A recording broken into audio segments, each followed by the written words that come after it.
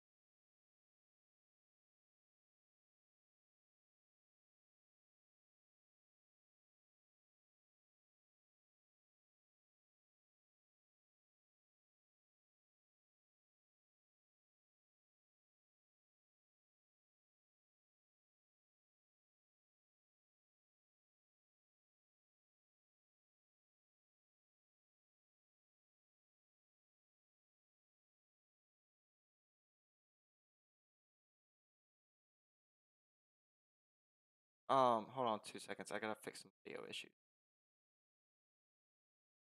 I mean, Okay. No, no, go ahead. I had it muted last time I was here because somebody was telling me something personal. Last time I was, and I forgot to unmute it. So nobody got that on my end, but that's okay. Whatever. Um, Nobody got anything that was said on my end. All right. Perfect. You got everything I said, right? They didn't get anything you said Right. either. Right. Oh, so okay. So you're Both, just your people are both. talking to you on Discord. Yeah. Okay. Nobody's heard anything. It's fine. It's whatever. We don't. I'm not going to repeat it because my audience heard everything. So yeah, no, it's fine. It's fine. So your your argument is that this guy that's on food stamps, something had to go wrong in his life in order for him to be on food stamps. No, Um, no, no, th- no, no, no, no, that's what you no. said, right? What wrong in your life? Where you made those And bad decisions? I said a lot of people. Now I don't know this person. I Oh, didn't okay, talk. okay. Fair, fair, fair. I'm So like saying in a lot general. a lot of people who are on welfare are okay with the fact that they're on welfare and they have made bad choices. They either quit high school or they got pregnant and then they got pregnant and they couldn't get a job or they got in trouble with the law as teenagers Okay. and instead of turning themselves around and taking advantage of stuff, they just sort of devolved into this thing where they became angry at society or whatever. Yeah, so Right. your argument is that in general, people on welfare, they made bad choices, and A lot of a people on lot, welfare, a not lot of people, everybody. yeah, yeah. A lot of In people general on doesn't mean welfare. everyone. There are a lot of people on welfare who legitimately fall on hard times through no fault of their own, and they have kids. I think if you are somebody who has a family and you have no income at all in your family through no fault of your own, the government should help you out up. They should help you up. They should not do something that instantiates the opportunity for you to become a lifetime dependent person on the federal government. There's a difference between helping people up, like was done in 1996 with the contract with America, the welfare reform stuff, that actually said, we will give you these benefits. And if you don't have a job, but you are getting an education where that would make you more valuable to a prospective employer, you can continue to get that. And I think a lot of places will still afford that kind of opportunity, right? But you have to be willing to, have what my grandmother would call gumption. You have to be able to get your shit up off the couch, stop playing video games, and get out and try to do something, anything. Right? We see stories all the time about like people that they're the poor people that are a janitor for a school and they don't have a car and they're walking crazy shit, right? In the snow, whatever. And then somebody sees them, they do a GoFundMe thing, and they raise money for a car for that person, right? That's an example of like community charity where the people that are able to most likely affect the positive outcome on somebody who is in need, who needs help, are the people that are most local to them. The federal government set up welfare in the 60s as a trap. They did it, I know in my bones, they did it as a mechanism to create a reliable voter base. And that's why every time there's an election cycle that comes around, the Democrats talk about how if you don't vote for us, they're going to cut your welfare. They're going to end your Social Security. I got news for you. We need to end Social Security. But you can't just rip it out. You got to phase it out with phasing something else in that the government hopefully doesn't control, right? So that people have more independence about what they're going to do. The average return rate for Social Security is 3%, 3.5-ish% or less, right? Over the lifetime of the worker. That's the average, right? That's the average rate of return. The average rate of return in the market is somewhere around 7 to 8% over the long term. Okay. Tell me that our politicians couldn't be smart enough to craft a set of rules that would help ensure that you could have these kinds of investments, which would have a very large propensity to deliver more than 3%. Right? And you can prevent the risk. You can put guardrails to prevent the riskiness or whatever. But you know why they won't do it? Because it would be giving up so much power. 1/3 of the federal budget is entitlement programs.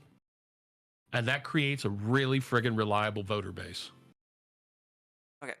So let's say everybody that's on welfare right now, everybody that's working, all the adults that are working flipping burgers, all the adults that are working at Walmart, they do what you say, get a skill, do something to turn around their lives. What's going to happen to the overall economy? What do you mean? What would happen to the overall economy if everyone just became skilled workers in order to try to turn around their lives? Let's take one slice out of that equation, right? You talk about um, minimum wage jobs used to be jobs in this country when they first came out, or when I was a teenager. Minimum wage jobs were typically low skilled jobs that people used in order to gain experience. And because people came into jobs, they didn't really know anything. It took longer to train them to do certain types of things, et cetera, et cetera, et cetera. Take the basics of, say, a career, for example, like a Walmart career. You work in Walmart. You may start as a greeter. Of course, now we see a lot of elderly people and people that have disabilities who act as greeters, because they want to, be able to do something. And God love them, they want to be able to do something. Let them do something, right? And being a greeter really just requires a personality, right? You got to be nice, and nobody's asking you to tackle a thief, okay? But you start out as a entry level job for Walmart. Maybe you're night stocking, right? And I'll give you a perfect example of this. My sister started out her career at Sam's Club almost 30 years ago, okay? As a night stalker. Not a night stalker, a night stalker. And she did that for about 4 years. And it was back-breaking ass labor. But that's what she did because she had a high school education, okay? And then she moved up to like day stocker, and then she moved into inventory, and then she moved into the cash room because she was a reliable employee who came to work, didn't complain, right? And did good work and cared about what happened with it. So she learned some additional skills along the way, and then she did more advanced things. And guess what? Because she had a better skill set, she was able to move up in the company and make more money in the company, adding more value to the company's. But not everybody that's at the bottom of Walmart can do that. Walmart doesn't need 100 different managers or cash store, which the cash room people don't even make that much money, anyways. But It's like she like makes Walmart like eight. doesn't need She makes everyone to move up. no, no. You're right. They don't need everybody to move up, but you know what? If you can learn skills, if you can learn those skills, you can take those skills or at least a good resume, and you could shop it around to another company. There's two. Sorry, 7 million jobs currently in this country that are not filled because people won't work, and they're not all shit labor jobs, dude. Okay, There's but jobs out there people could look at and try to do. Or you can say, these people can't move up because there's not enough billets in the higher skill set. You could always move around. so what's going to happen when all of the people who are adults that work at these low skilled jobs get the skill and they move up? What's going to happen? I'm sorry. Are you familiar with population growth? There's younger people that come in, right? Entry level jobs typically, historically, okay, were filled by young people as entry level positions where they could get their start doing work. So yeah, if somebody's working in the stock room for 2 years at Walmart and then they become like maybe a manager, a night manager, a day manager for inventory, that creates an opportunity for some other person to come in and get an entry level job. Why is that a problem for you to see that there is a flow, right? There's a continuum of labor in a large macroeconomic environment. The thing that you're missing is that right now, that's The, not the p- way it is. Right now, the way the way much it's of always these been. okay, much of these low skilled positions are being filled by people who are adults that probably should have had this skill by now, but for some reason they don't. But like but majority, I don't want to say a large portion of these jobs are being filled by people that fit this description. And if they all just up and went and got a skill one day, not only will that dilute the skilled labor market, and cause the wages of those things go those markets to go down, it would also cause the low skilled wages to go up because they have less people to be able to choose from, which will cause what to the prices? The prices will go up. If all that happens, then those people who just got a skill, it's going into a job market that has lower wages than it used to, are going to also be paying more for their shit, which means that they aren't going. Basically, it's going to be a wash. This way the economy is set up, you always have to have a lower class, and the way that things are right now, a lot of that lower class are people that you would say need to get a skill, and if they all got a skill, it did what you said, it would not work for this economy. Except for the one thing that I think your logic falls down on is that you assume, which is diametrically opposed to a statement you made earlier. You assume that everybody's going to do it, and not everybody will do it, right? Because human beings, are lazy people generally. Okay, if the thing is hard to do, chances are there will be fewer people that will attempt it. That's why there are, relatively speaking to the population of the United States, just a few millionaires.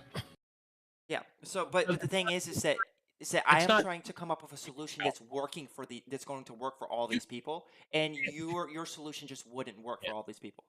But you can't, because it is not the responsibility of our government as it's presently constituted to guarantee outcomes. And that's what you want.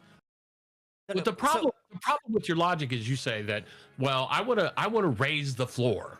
Okay? But just like the example of giving people $15 an hour minimum wage, right? That raised the floor, right? Would you agree? That raised the floor? But then the price of everything that those people did for that $15 an hour magically went up because companies can't work for no profit. There's no reason, there's no incentive to work for no profit, right?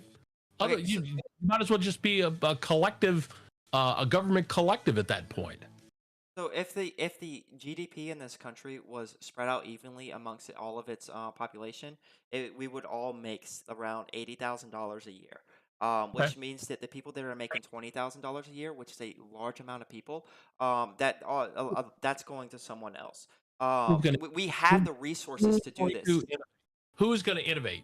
The resource, when you say we have the resources, you mean take somebody else's money and wealth and Yes, respread it around. yes, to That's how support people. we don't have the resources. The Yes, we people do. who made the money. No, the people made the money. It's not the government's money. It's not your money. It's not society's money. It's their money. The people would not be able to make that money without society. So yes, they owe something back to society. Anyway, back off of the Obama. You didn't build that shit. Okay. Okay. I Who's mean, gonna wait, do you think those people would be able to make that money by themselves without society? who I don't know. It's called demand, right? It's Okay. called demand. When Thomas Edison made the electric light. Wait, Okay. Thomas Edison didn't make the electric light. Hold on a second. No, he stole that shit. Sorry, when he made the first practical incandescent light. Yeah, okay.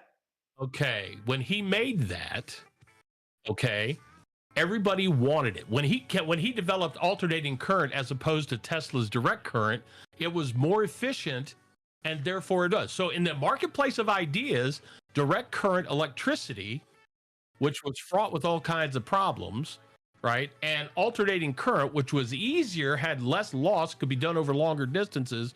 In the marketplace of ideas, one of those guys had a better idea. And everybody went for the better idea. Why? Because people didn't want electric lights that would burn their fucking house down. Yeah, I mean that's great. That But Edison became a millionaire but for Edison didn't do it by himself. he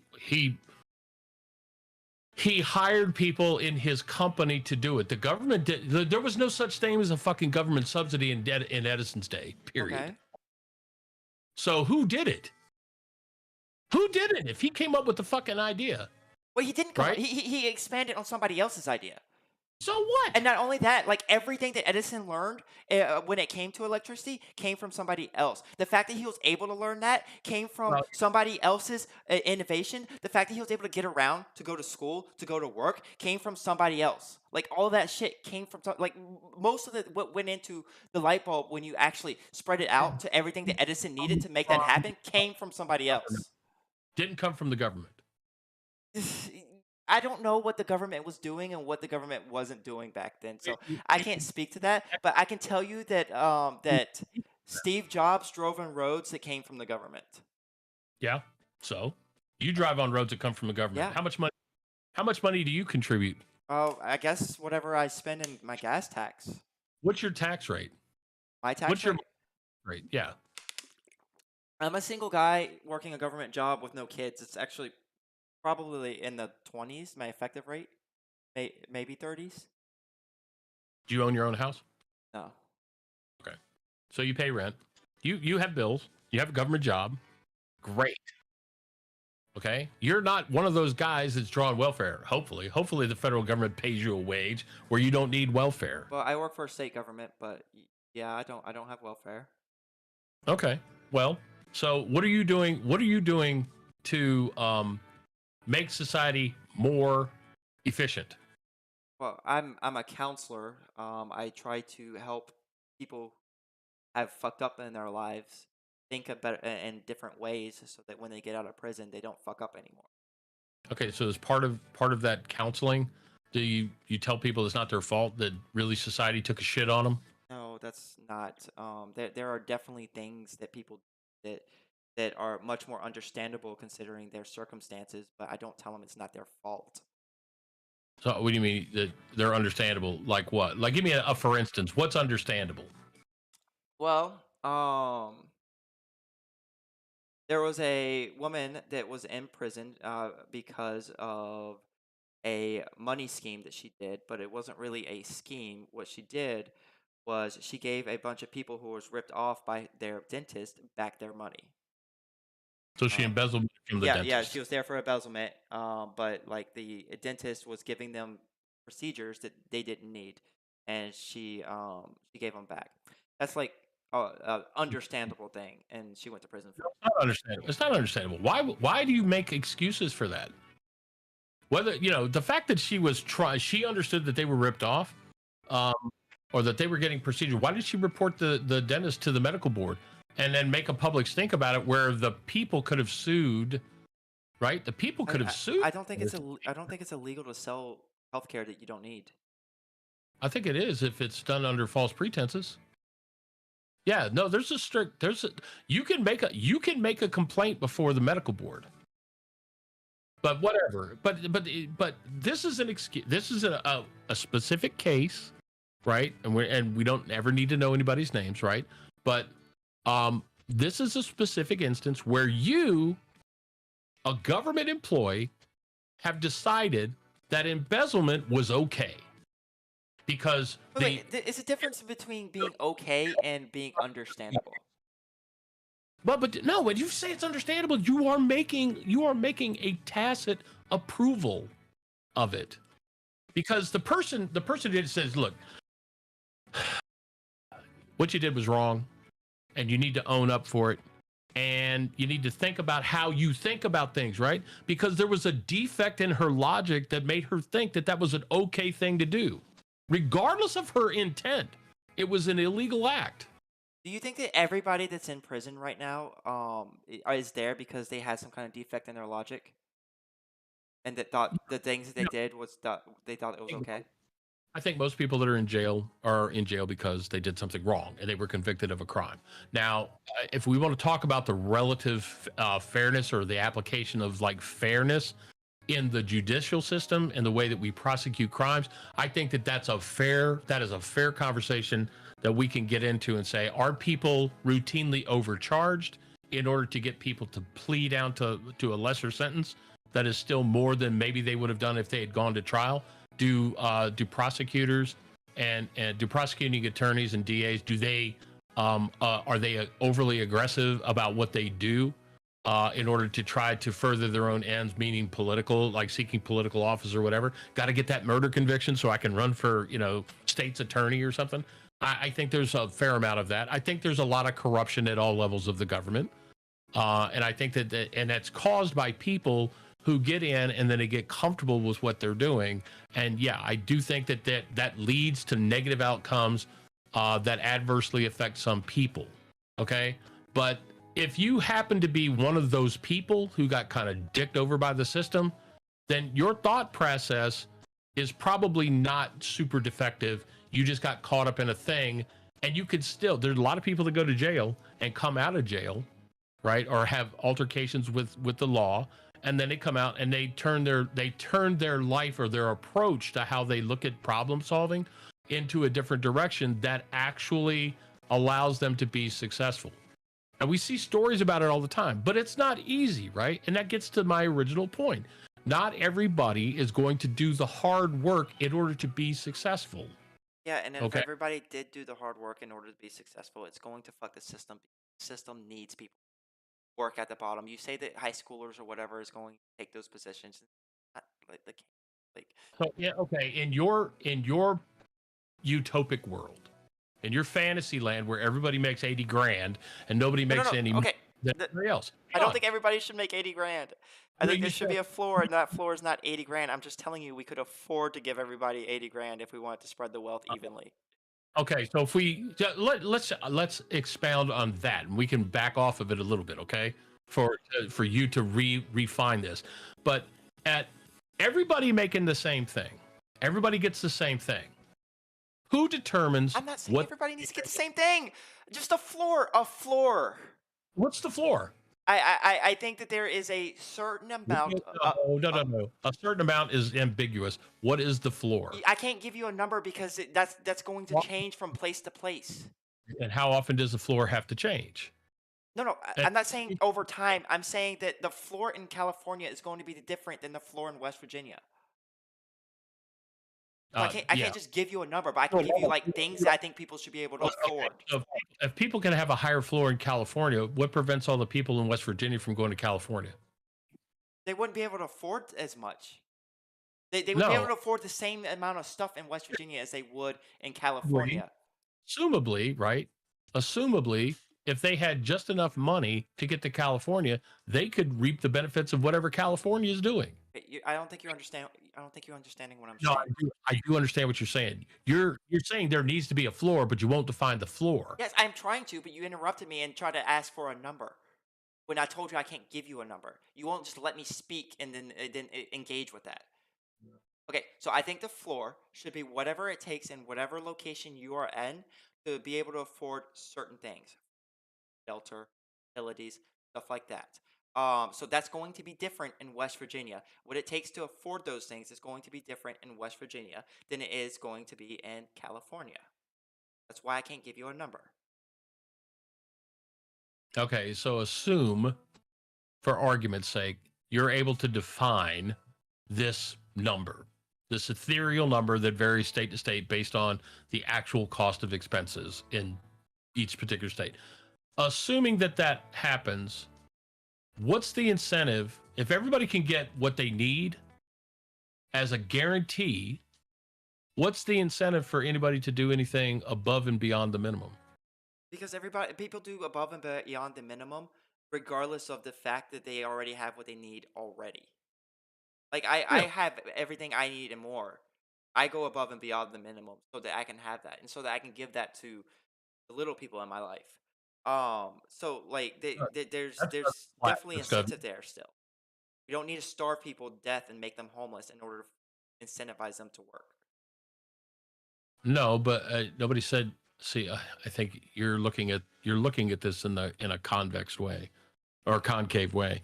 You're saying that if we don't give them these things, it is akin to the government starving people to death. System would starve them to death. The system, what's the system? Okay, so Yeah. explain to me what would happen to the person that's on drugs, does not want to work in a system like yours. Why the person on drugs? I don't know. So I know. Actually, no, no. I can give you an answer to this. I can give you an answer to this because people. I ask inmates all the time why they're on drugs. Most of the time, it's because their parents gave them drugs when they were very young. They grew up watching their parents being strung out, and they were given drugs by their parents. One lady was actually sold by her parents to another members of their gang. This happens a lot in the like the Hell's Angels, the white gangs, where they're selling their children, daughters mostly. And she was given drugs, being strung out by those people. So yeah, shit like that is why these people are on drugs. Sure. Okay. You brought up a couple points, and I want to throw a term out there for you and see if you understand what it is. But do you understand what generational poverty is? Yeah. You know what generational welfare is? I would imagine it's the phenomenon in which generational poverty turns into getting welfare over generational poverty. Right. The corollary to that is exactly what you just described, which is a person gets in trouble because their parents were shit role models, and maybe those parents, and I think you can take this back nearly four generations now. That's how bad it is, right? When we from 1946, just after World War II until 1970, income inequality did exist, but it was relatively constant, meaning as the economy did better, all racial groups tended to improve at roughly the same rate. Okay? After the Great Society was passed in the late 60s, and after it had an opportunity to sort of bake into the economy with the process and the departments and everything got all set up, once they began instantiating massive government welfare programs, which is what the Great Society was, you began to see a divergence in economic income, and it was because more people were added to added to welfare rolls at lower income strata, and because so many people were packed into the inner cities. When economic downturns hit the inner cities, you had this massive amount of people that would get on welfare. And welfare was never designed nor intended, okay, to be a lifetime commitment. It never was, but people just sort of got used to it. And then you find that once you get into that sort of thing, it's not enough to live on. It's barely enough to survive, okay? So people would do illegal activities like sell drugs, prostitution, okay, in order to supplement their incomes.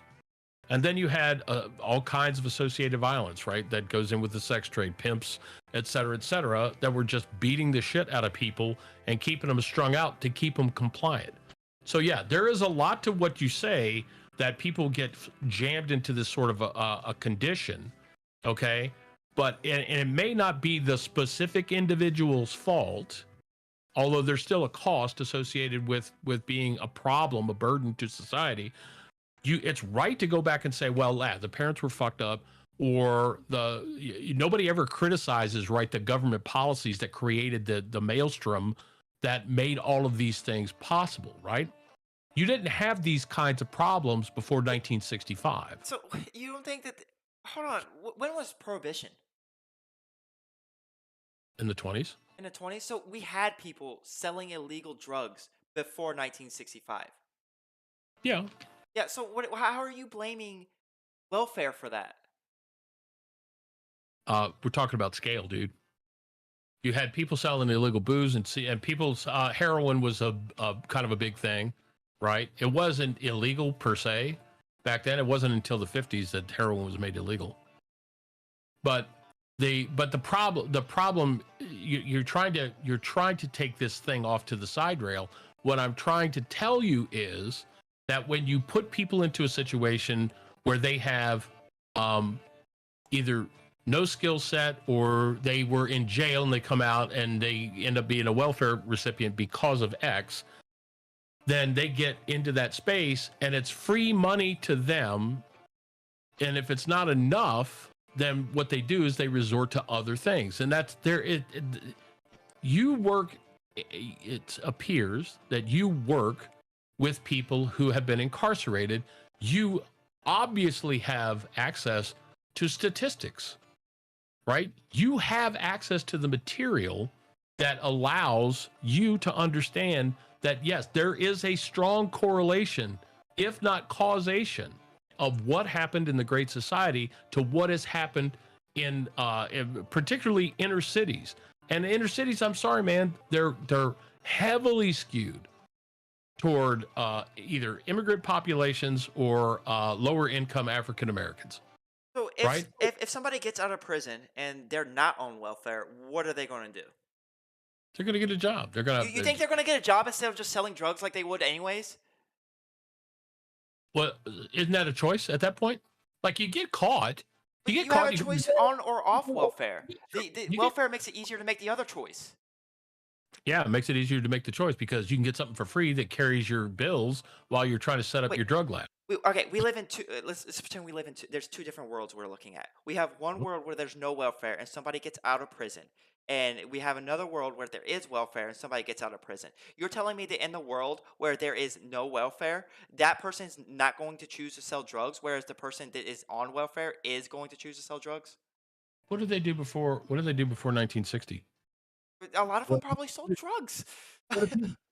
Okay, so you say this, right? You say it as though it's a truism, but you don't have any Before evidence. 1960, they could have. We could have had people. I don't know. They could have been having people dying on the streets for all I know. We didn't have a massive drug problem in this country, okay, before the 70s. Yeah, there's probably a lack of ability or for average person to produce drugs before the 70s. But we had the ability for average people to produce alcohol before the 70s, and when that went on prohibition, we saw a massive problem with that. Sure. Sure we did. Yeah, the speakeasy and everything else. Sure. Yeah, people decided to do their own thing. And some people got busted for it, some people went to jail.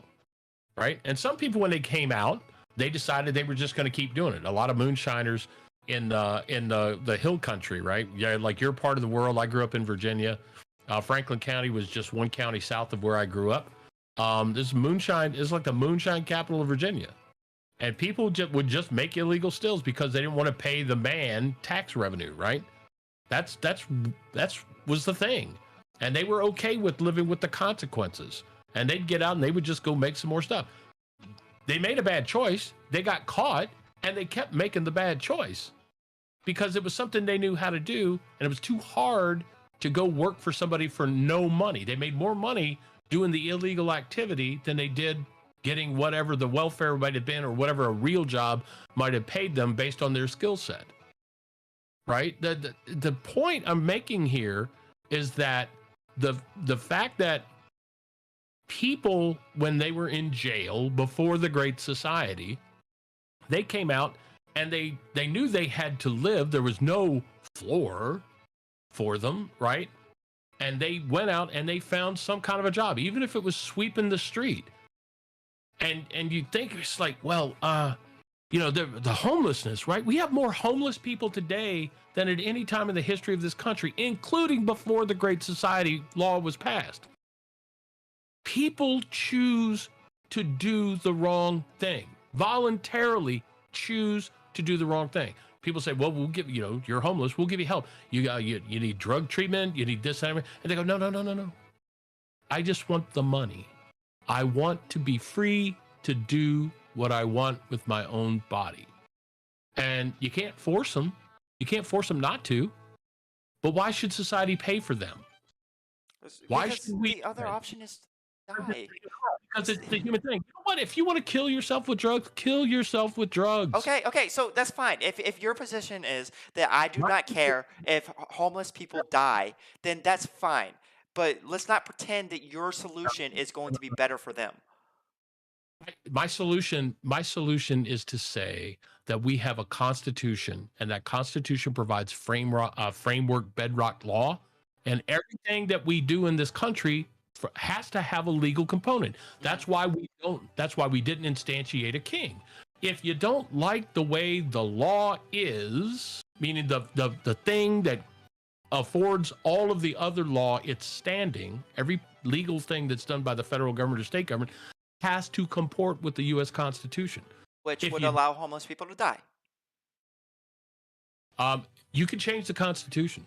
Yeah, you can, but it's not going to happen. I mean, realistically, do you think that Yeah, adding welfare is going to happen in because the of Constitution? no, because I think the vast majority of people in this country don't want a socialized system. Okay, so homeless people die. Homeless people die because of their own choice. Okay, but like the system isn't going to save them, so they just die, right? You're okay with that? There's nothing that says that a state like California, okay, can go ahead and just voluntarily say that they want to raise their taxes to the point where they can have enough revenue to take care of their homeless population. Okay, so I'm gonna make this argument from your world right now. What happens when a state raises taxes? The state raises taxes because the people No, no. that What happens the when that happens? What happens to the what do the wealthy people in that state do when they raise taxes? oh, you mean they go to Texas or Florida? Yeah. So so Yeah, so that's kind of impossible unless we do it on a federal level. but you can't. Okay, so homeless people die under your system. No. Yeah, you just let them die because the state can't do it by themselves. Why can't they? Because if they raise taxes, all the people that would be paying taxes leave. Okay, so your idea is that you have to raise everybody's taxes everywhere in a uniform way. Yeah. Okay. Well, How not much? uniform. You have to raise taxes on the wealthy more because poor people can't afford to take care of other people, let alone themselves. You know I what mean, the 14th Amendment although flip guarantees? that, flip that. Among the things, do you know what the 14th Amendment of the Constitution does? That the Equal Protections Clause, and you're going to argue Among the, I already know your argument because we went over this on Twitter. You're going to argue that taxing wealthy people more is against the Equal Protections Clause, but I'm going to argue that wealthy people don't need protection from taxes. Taxes aren't like a thing that people need protecting from. It's a thing that people pay into for society. treating one group of people differently than another group is a violation of the 14th Okay, well Amendment. then capitalism is a violation of the 14th Amendment. No, it's not because the government, to the extent that the government allows trade and truck and barter and trade, which is actually part of the Constitution, right? Because to promote the general welfare and to make post roads was designed explicitly to facilitate trade among the several states. So the capitalist system is baked into our Constitution. I mean, I agree with that, that capitalism is baked into our Constitution. But if you're going to expand the 14th Amendment the way that you are, I can expand it to argue that rich people It's not shouldn't be able to buy private lawyers because I'm not getting equal protection as somebody that would defend on a public defender from the law. Like, I'm not getting equal protection. That's for damn sure.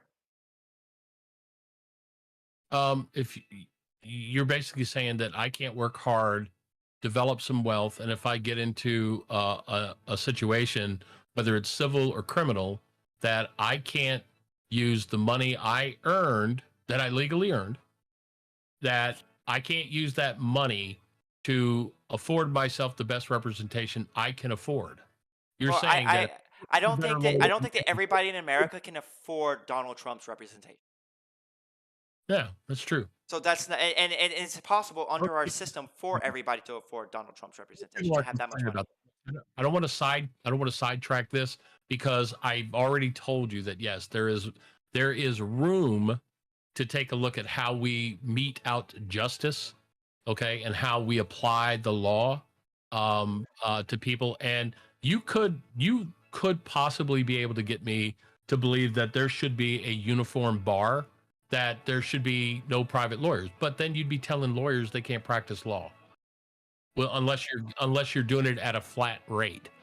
And again, what's going to happen there is that people are just not going to study hard. They're not going to if there's no benefit of working hard, people will choose to not work hard, right? Yeah. Uh, So, it- When but I was what in you're arguing, wait, what you're arguing is against the Constitution, though. What you're no, arguing right now is what I argue for oh, things no, no. because You practically speaking, you argue that that is a 14th Amendment violation. I don't think anybody rationally would believe that nor try to defend it. It is an emotional argument that you are making. well, I don't think that anybody rationally would believe that taxing wealthy people is a violation of a 14th Amendment. I do. I'm not wealthy and I think it's bullshit. I Okay, think I mean that's fine. see this, But I right? think by that logic, Let me dovetail into something you said. when you said that it costs more money in to live in the rate that you would get in California would be more than it would be in West Virginia because there's a cost differential associated with living, right? We agree on that. We know that different parts of the country cost more or less relative to the others. Here is my thought process.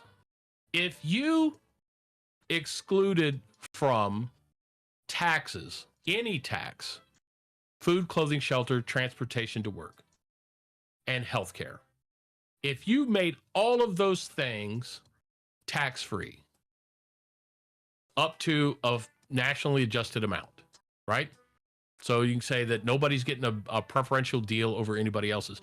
And all the poor state people would benefit from the rich state people like California, right? Because that rate would be higher because of that. If everybody had all of that money, that income, tax-free, but then had to pay a same tax rate for every other dollar that they make, would that be fair? Would that be reasonable to you? So, okay, Right, I'm you're still assuming. gonna pay much more money because even at the same percentage, right? Ask me a You're question. You still kept gonna pay talking. more money. Ask me a question. You kept talking. Yeah, go. Oh, okay. So I'm assuming that if I were to come up with other things that are a necessity to living in the society that we live in, you would probably just be like, yeah, that should be tax free too, right? It's not just those like five categories that you listed, right? I think if the basic necessities of civil society, Hmm. right? Now the person still has to pay for their health care, the person or get their own insurance, right? But then it would be tax free to them, Do you think right? that like the burden of healthcare insurance for poor people, do you think the most of the burden is from the taxes in healthcare or the premiums and copays and Premium, deductibles? premiums, pay, copays, deductibles. Okay, Sure. so how does that help a poor person? Um, well, I think that insurance is controlled at the state level, right? So state boards of health, state insurance boards can figure out what they want to do. That's why insurance is why there's a Blue Cross of Minnesota, a Blue Cross of California, Mhm. right? Because they're not allowed under federal law. They're not allowed to cross state boundaries. So there are 50 Blue Cross Blue Shields.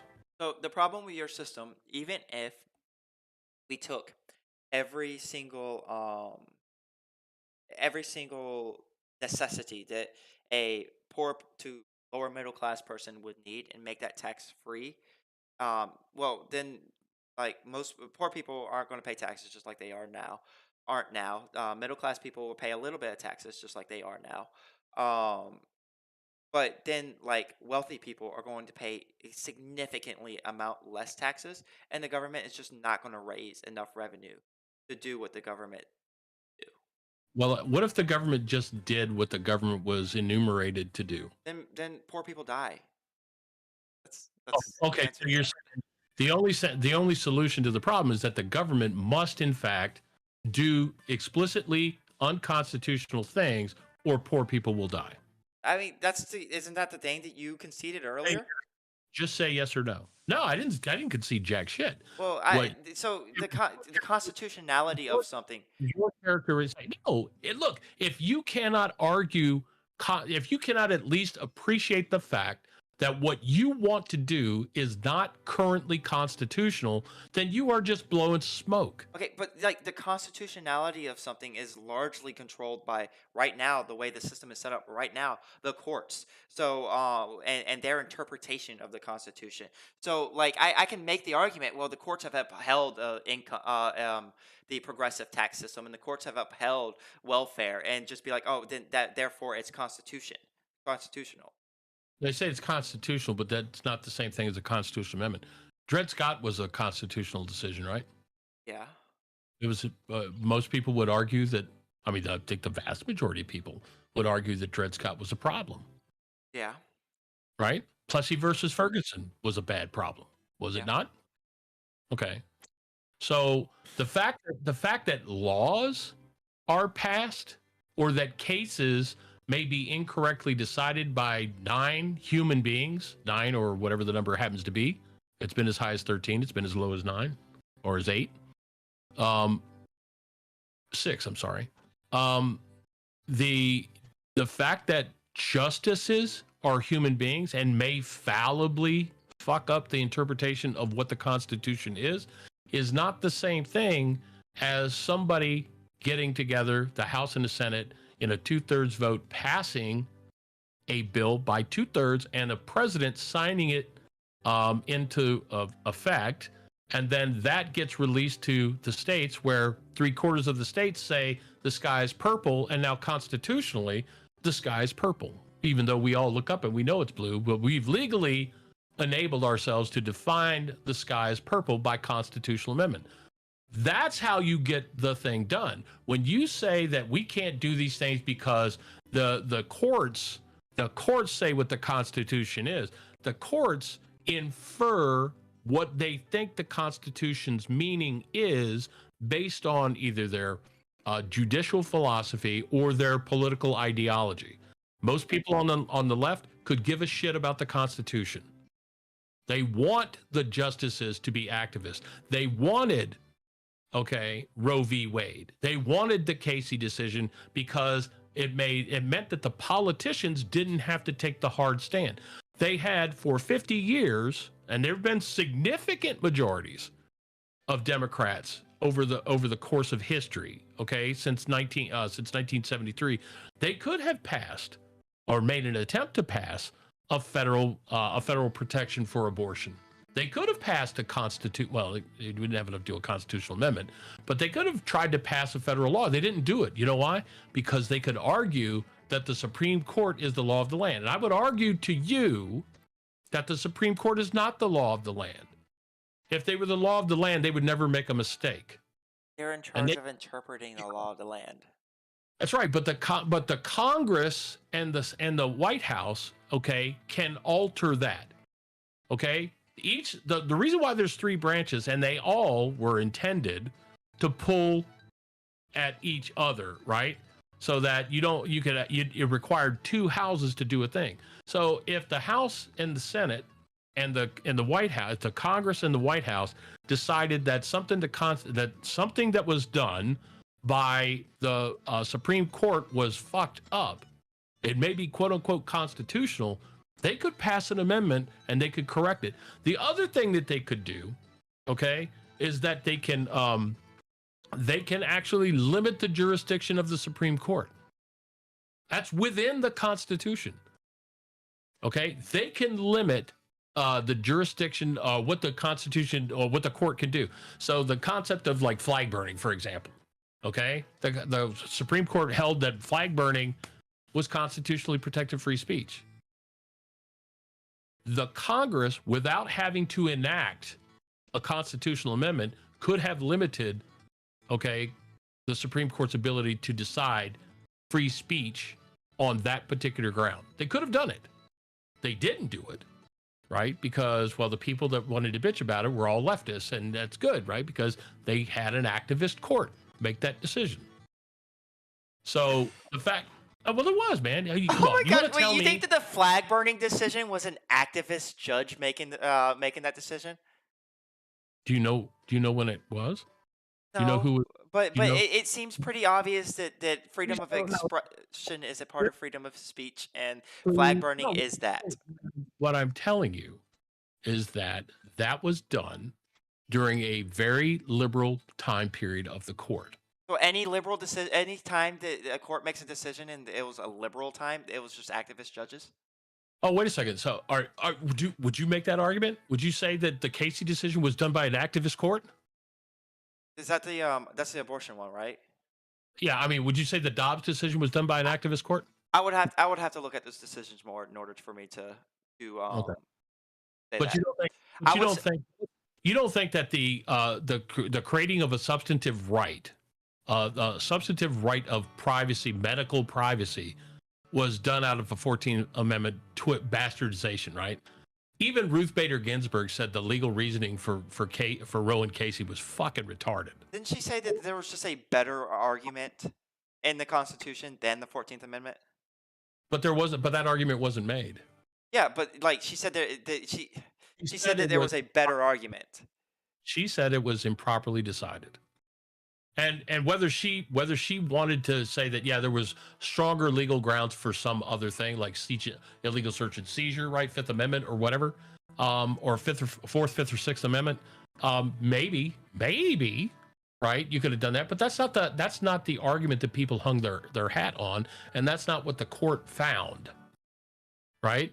Just Yeah. like Plessy was just fucked up and Dredd was fucked up, okay? Roe was fucked up. Casey all but gutted Roe. Like, you know, there was everything up until the third trimester under Roe. Casey essentially gutted that decision. It still left abortion intact, okay, but it allowed states to put quote unquote reasonable restrictions, okay, which was really a significant dilution of what Casey had found. Not Casey, but what Roe had found. And then Dobbs said, you know what? The 14th Amendment, there was no abortion. People bitched at like Clarence Thomas, right? Because he used 1849. He went back to 1849 for his law reasoning. That's how they do it, right? If there's no precedent, there was no abortion that was legal in the United States when the 14th Amendment was debated. Nobody had even thought about it. So how can anybody say that there was intentionality by the people who either debated the 14th Amendment or those who ratified it, that they thought about abortion as being a substantive right? If they had thought, and the founders and the people that wrote these earlier amendments, they were explicit in the wording that they used. The words had meaning and purpose. And that's why, I mean, I argue as a constitutionalist that when the Constitution says provide for the common defense and promote the general welfare, those are two different words, and they mean two different things. They mean two different things today. They explicitly meant two different things in 1789. Okay, there's a difference in doing things or creating policies that promote the general welfare without providing the general welfare. People on the left want to say that the Constitution says promote the general welfare, and that's what we do. And then virtually every fucked up thing that the federal government does is done under a bastardized reading of the Commerce Clause. Wait, hold on. So what did general welfare mean? What does that mean to you, or to the Constitution? To facilitate trade among the several states, right? To facilitate trade that would allow people to be able to work in relative freedom and be able to take their God-given rights and be able to do what they could do without the government laying down on top of them and telling them, no, you can't. What are you basing that on? What do you mean? What am I? Look at the Federalist Papers.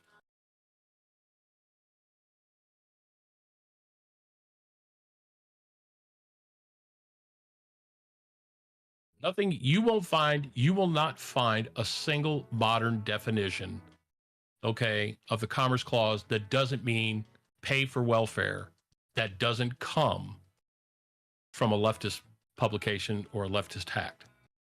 Period. You can contort, right? Just like Casey contorted the right to privacy. Not Casey, but Roe contorted the right to privacy. Okay, all of the welfare, all the other shit that the federal government has foisted on the American people since 1914 has been predicated on some bastardized liberal progressive meaning of what it is to promote the general welfare. And I'm sorry to break it to you, it's just not constitutional. The fact that I can't speak to a constitutional case where some justice has said it's done is irrelevant, because it is in that point. People couldn't argue against Dred Scott because that was the interpreted law of the land until the Civil War, until the 13th and 14th Amendment and 15th Amendment. Does the let me ask you something. Does the federal? That was an example where the federal judiciary got it wrong, Dred, okay, and a civil war happened, and then constitutional amendments came out that reversed the practical effect made moot dread. Um, did the does the Federalist Papers say anything about what the Second Amendment is supposed to mean? Yeah, What, there were which ones? there were competing theories. I can't give you the explicit one off the top of my head. It's been a while since I've read it. But and it's a hard read because of the way that the language operated. Yeah, yeah. But there was intentionality, right? Mostly because the dispute between Hamilton and John Jay, okay, where everybody thought, and practically every citizen owned a firearm, okay, at the founding of the country, because most of them were militia, most of them were part of the militia, or they hunted for subsistence, right? So the militia, where the Second Amendment says that a well-regulated militia being necessary for the security of a free state. I think I may have fucked it up, but essentially that's what it is. Okay. The right to keep and bear arms shall not be infringed. Right? They're semicolon joined. There are two separate things, and people today in modern language sense, they say a well-regulated. We talk about gun laws, I know that argument. You say that it's well trained, right? It means well-trained or state trained, meaning the states, because there was no provision in the Constitution for a standing army, right? Despite Hamilton's stringent, ardent plead for, right? There's a Navy. There was no constitutional army, right? So we get rid of the army? No. That's no. There is a Department of Defense. The Department of Defense is what it does now, and I'm not arguing. Wait, hold on. Where's that in the Constitution, though? Provide for the common defense. Okay. The fact that it's not, I mean, the Navy is explicitly called for, right? Just like the coining of money using gold and silver is called for. There's nothing in the Constitution that says we should ever have fiat currency. But the practical effect is that as long as the debts of the United States are sovereign and agreed to be paid, it doesn't matter the form that it takes. Theoretically. Anyway, but the idea that the states, right, because it was a republic of states, that the states were responsible for training their militias because the militias would be called upon by Congress. That's why the executive, by the executive, and authorized by Congress, right? For the president declaration of war, president says, okay, Tennessee, send me your people. Right. And then Tennessee says, okay, we agree to send you our people. Right. That's how the militia works. And then the states were responsible for making sure that everybody would train. There was actually provisions in state law, most state law, that you had to have a certain amount of lead shot. You had to have a certain amount of powder. You had to have a weapon. Right. They actually edicted in the law of the state that you had to own a firearm. So if that was the intention, what makes you think that anybody can reasonably agree, okay, or that anybody can reasonably infer that they never intended for individuals to own guns? So, because wouldn't volunteer. Wouldn't it be, based off of the words of the Constitution, constitutional for a state to pass a law that says that you have to have a certain amount of training with this weapon, with a gun, in order to have that gun and even like maintain that training? Wouldn't that be constitutional? No. Why? Because if you prevent somebody from keeping and bearing arms, that's an infringement. Yeah, but it says that they do not want that to be infringed for the purpose of a well-regulated or well-trained. Two separate statements. Huh? There are two separate statements. You're in the same sentence? It's not the same sentence. Look at the grammar. It's just They're commas all the way through, isn't it? Yeah, a well-regulated being a necessary security of the state. The right. Yeah, it's one sentence. okay. So, a Okay. well-regulated militia being necessary to the security of a free state, the right of the people to keep and bear arms shall not be infringed. So, the purpose of the right of the people to keep and bear arms shall not be infringed is to have a well-regulated militia or well-trained militia. What is the people? The people of the militia, How do you know that? I mean, because how what? it's in the words of the Constitution. And as a matter of fact, the Federalist Papers number 29 says that the militia isn't everybody. That's right. It was the people who were in the militia. But the people, right? When we say we the people, in order to form a more perfect union, we the people is everybody. Yeah, because there's no qualifier at the beginning of that statement. There's a qualifier in the Second Amendment. No, that's not a qualification. That's just it's a comma is an add-on descriptor. It is not. It is a militia. What the militia was made up of the people. Okay, But you it can't. wasn't everybody. You cannot. It doesn't matter.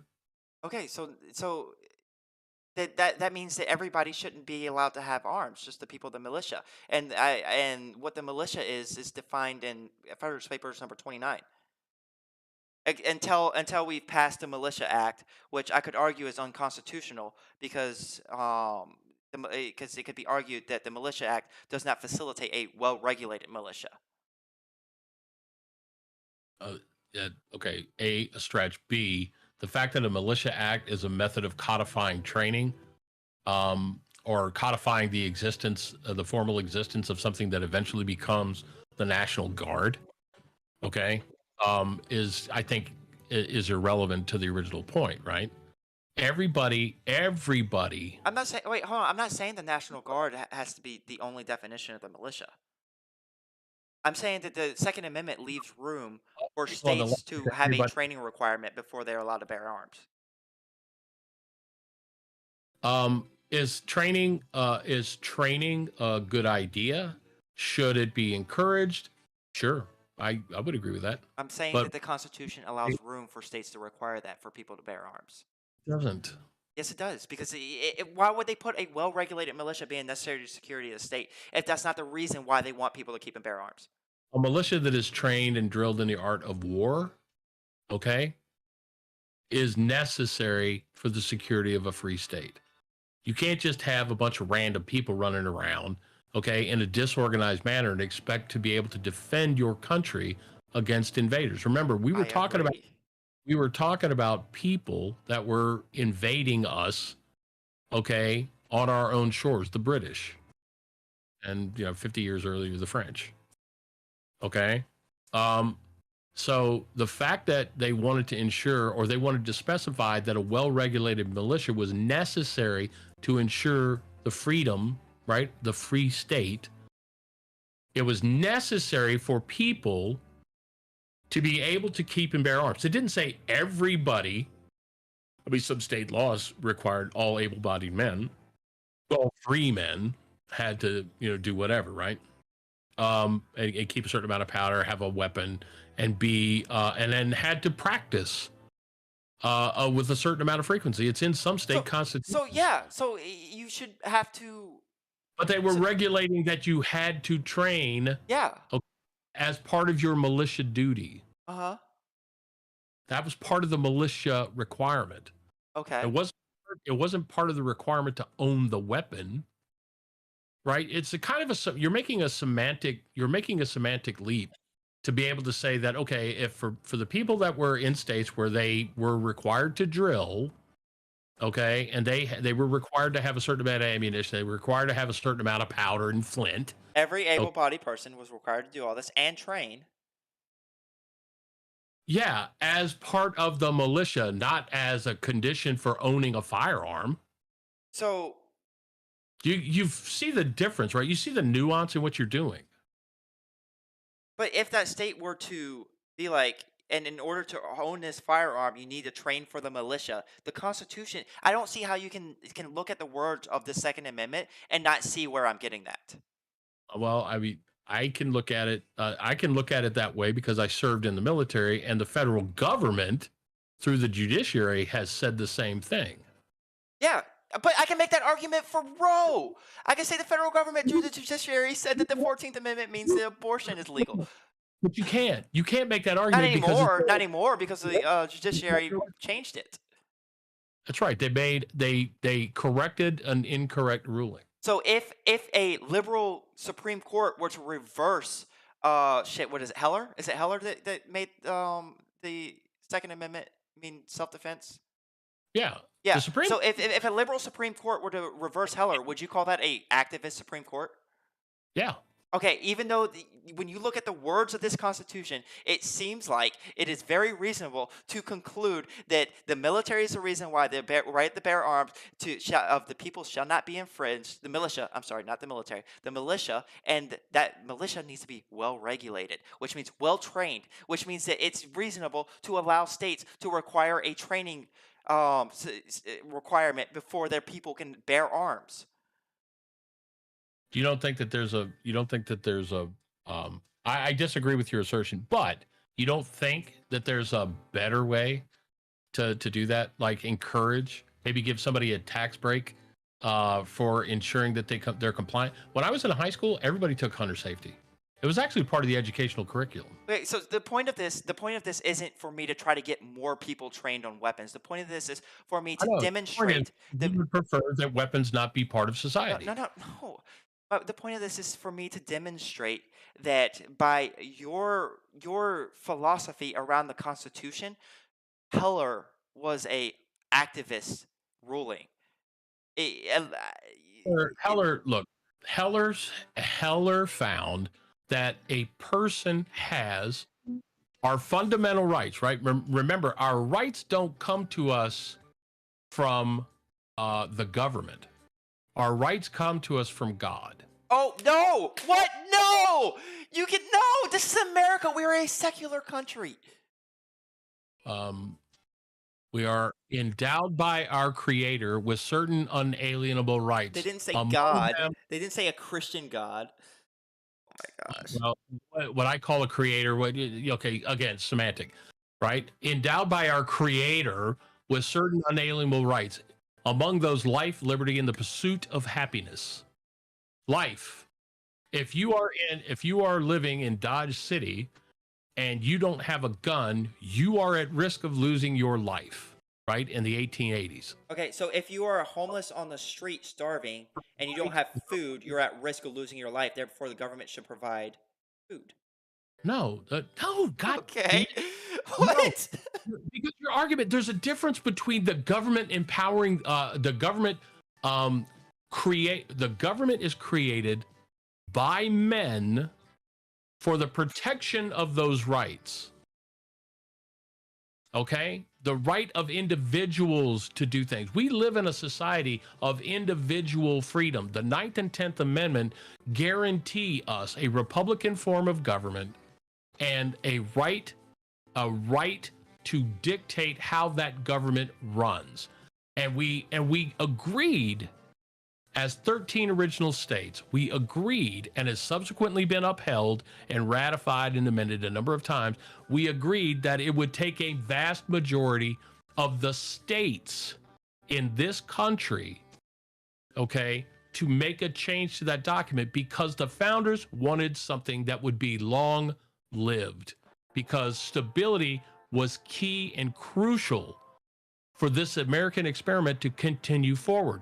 When you and the leftists that exist today, progressives, right, really since Woodrow Wilson, when those guys came in and said, well, we need to do these other things because we want to do X, Y, or Z, okay? And we think the government should do it. So we're just going to, by fiat, operation of federal law, we're going to just make these things happen, okay? And the vast majority of what these people did was unconstitutional, but it got through and it developed precedent because people sat on their ass, and people didn't rise up and say, you know what, that's kind of fucked up. That's really messed up.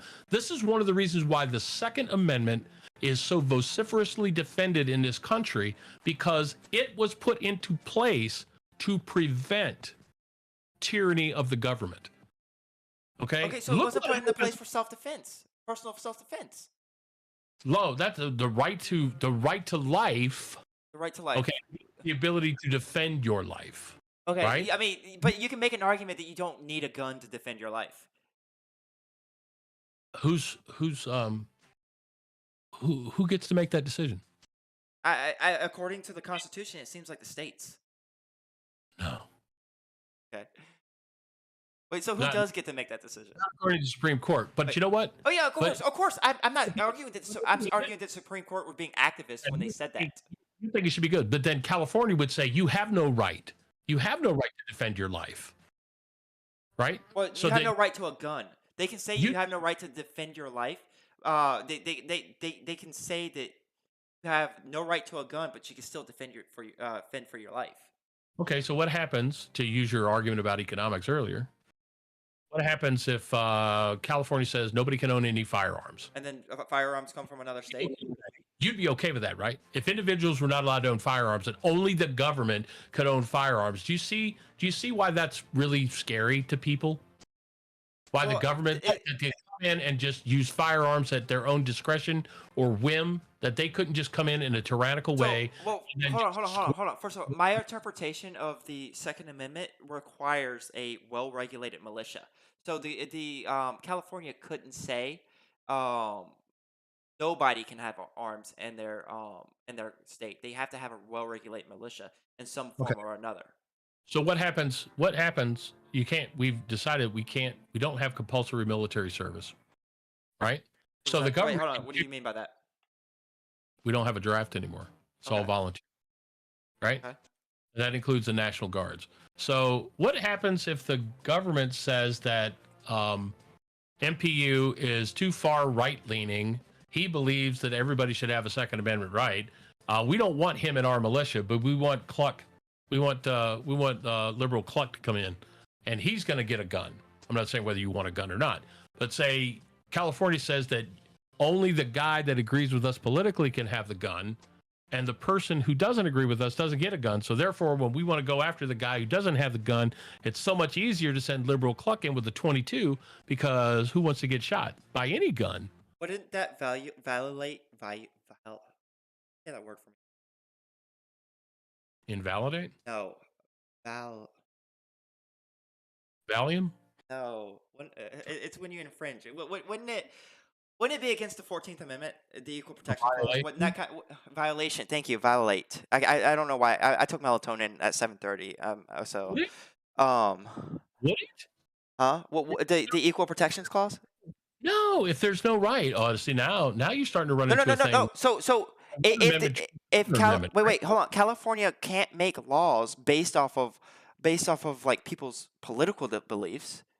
But if the Second Amendment, according to your definition, says the states can regulate, They can regulate a training regimen. They can regulate a training requirement, which means that if you as somebody who believes that everyone should have guns, does the training regimen that they are requiring, you would be able to have guns. does that training regimen require every able-bodied person in California to become a member of the militia, the National Guard? Is that what that means? Well, Who they, pays they I guess they would say, oh, well, a well-regulated militia is that if you are, yeah, pretty much, yeah, What is well regulated? I think Well- you know this. well-trained. Okay, so well trained, not like overly restricted. You just think it's just whatever the training is. So whatever the training is, they determined that everybody gets the training is now part of the militia, right? Because if you're not part of the militia, you don't get a gun. Yeah. Because you're only training the militia, right? I mean, that's what the Second Amendment is saying. Just say yes or no. That's what the Second Amendment is saying. Okay, so if California says I want to require everybody to have firearms training before they can own a gun, but I'm going to limit who can be in the militia, can people really be trained to use a gun if only the militia gets to own guns? Let me think about that for a second. Yeah. This is where the logic begins to fall apart. I guess so. I guess the Second Amendment does allow that. Okay, so the Second Amendment says California can effectively ban individuals from having a firearm at all. So you have to be part of the National Guard, which is which is which is Well, uh, but the which Equal Protections Clause would which protect people answers from being which, denied. which answers only no man. See the Okay. no because if your interpretation of the Second Amendment says that only California militia members can own a gun after they've been well regulated / trained, and therefore anybody not in the militia is not able to own a firearm. The Yeah. 14th Amendment would have no sway there because you're talking about two federal amendments. Unless for some reason, the 14th Amendment trumps the Second Amendment and therefore says No, that no, no. everybody The must 14th be Amendment would trump the California's desire to keep certain people out of the militia. well, you'd have to prove that, right? Well, yeah, it would go to court and everything, but that's the way I read it. What about the people that didn't want to get the COVID shot that were in the military were discharged with another than honorable discharge? In the Constitution. military? Yeah, that was for sure a 14th Amendment violation Why was that a 14th Amendment violation? because they required you to put something in your body that But you didn't want to do. they already require vaccines. Not untested ones. Every vaccine the military Wait. used to. So does the 14th Amendment say that you can't require vaccines unless they've been tested? Every vaccine that is required by the military before COVID. Well, no, before anthrax, because anthrax was another example of something that was completely fucked up. Every vaccine that was done has been tested for years. Okay. And there's years of data on it. The COVID vaccine, we still don't know what that's going to look like from a long-term situation. We know that the VAERS reporting on that is just now starting to come to light. There's a lot of problems with what those vaccines did to certain people. I had two shots and a booster. I refused to get another booster because I've had COVID since then, and Paxlovid worked for me. Right? Good for me. I'm still alive. Thank you very much. Appreciate it. If you guys want to make sure that I stay alive, please consider donating to my Venmo. No? Okay. Back to but you understand what I'm saying? Well, I don't understand how the 14th Amendment would protect people that don't want the COVID shots, but not protect people who don't want the smallpox shots. You used to be able to do religious exception. There are religious exceptions for vaccination. Well, wouldn't the 14th Amendment really protect them regardless of their religion? If it protects from COVID shots.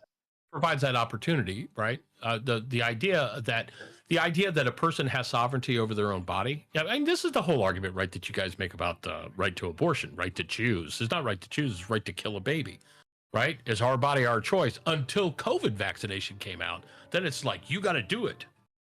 You must do it. Wait, you're not answering the point of my if the 14th Amendment, if not allowing people in the military because they didn't want a COVID vaccine is against the 14th Amendment, wouldn't not allowing people in the military because they wanted a smallpox vaccine, they didn't want a smallpox vaccine, also be against the 14th Amendment? No, I think that's a bit of hyperbole off to the side, which we sort of went off the rails a little bit. My point is that California, if they made a decision to not allow people like me into their militia so I could own a gun, but allowed you in, and the only difference between us was obviously I'm clearly better looking, but that I happen to be right of center, you happen to be left of center, that would be a problem. But it would be difficult to get that to go through because that's the kind of shit that the fallible humans that run the federal judiciary might make the wrong case, right? They might make the wrong opinion, and then it becomes law until God knows when, 50 years later, when somebody finally decides to get the shit right. That's my point about a 14th Amendment. So and usually the Supreme Court won't take the case up unless you have one court say one thing in one way and another case says What another. you're saying is because the 14th Amendment didn't protect people who didn't want the vaccine from being kicked out of the military, which I don't think that the 14th Amendment actually like, I don't think the Constitution really does the Constitution actually say anything about the military besides the common defense? There's a provision for this pay for the Navy, but Okay. not the Army. But you're saying that the 14th Amendment wouldn't protect you in that case because it doesn't protect against COVID No, vaccines.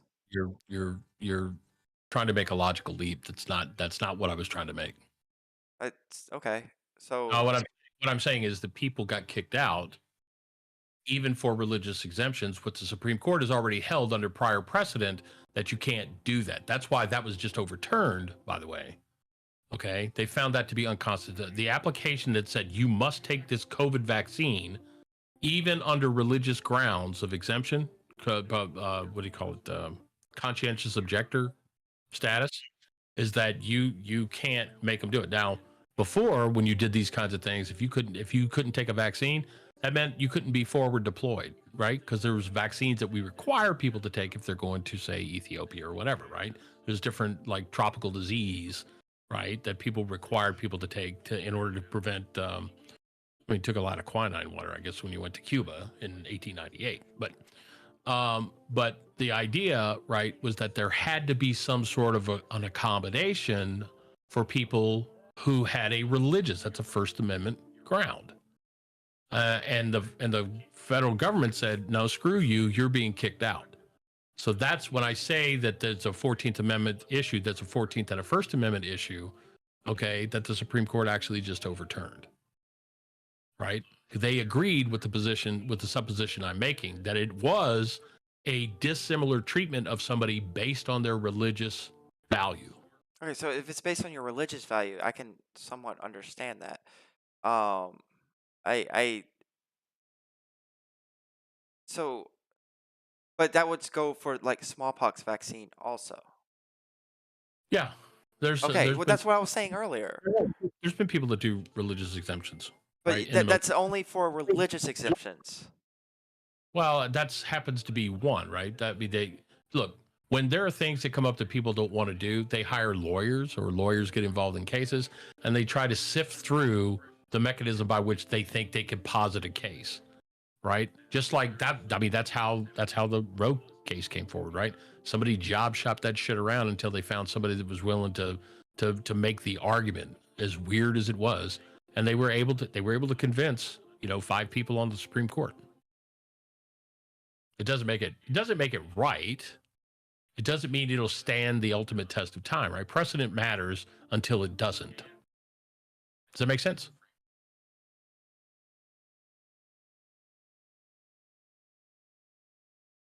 Hold on 3 seconds. I'm holding. What do you got on you? Do I look good on your stream?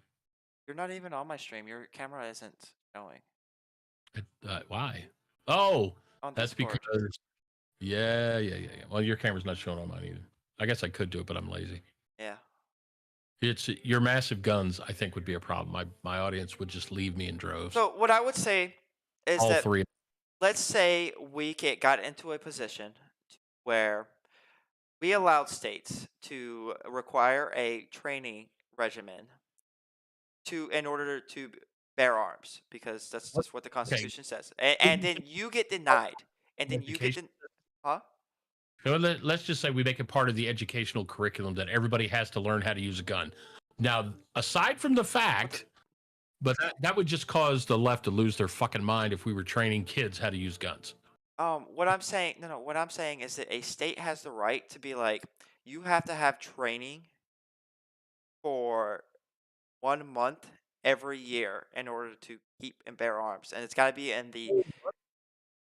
What training could you possibly do with normal firearms that requires a month's worth Okay, of training? a week, whatever whatever the state comes up with. I think that the Constitution allows for this. Who's going to pay for it? I guess the people. What if the people can't afford it? What Well, if they? by your logic, they have the What hap- opportunity to get more skills and earn more money so they can pay for it. That's true, but what if they can't at that moment? Then therefore they can't own their gun. their gun would be subject to confiscation, right? Yeah, So who pays for the gun when they get confiscated? the people, What do you mean the people? No, the people who get their gun confiscated. I own a gun, and I didn't take the course, so I'm now in violation of some state law. The state comes and says, "Well, you can't have this gun, so I'm going to take your gun." So That, you're that- making what? That's a taking. Yeah. Who pays for that, right? The government cannot take shit from a private citizen without just compensation. So who pays? What do you mean? If you were illegally owning it?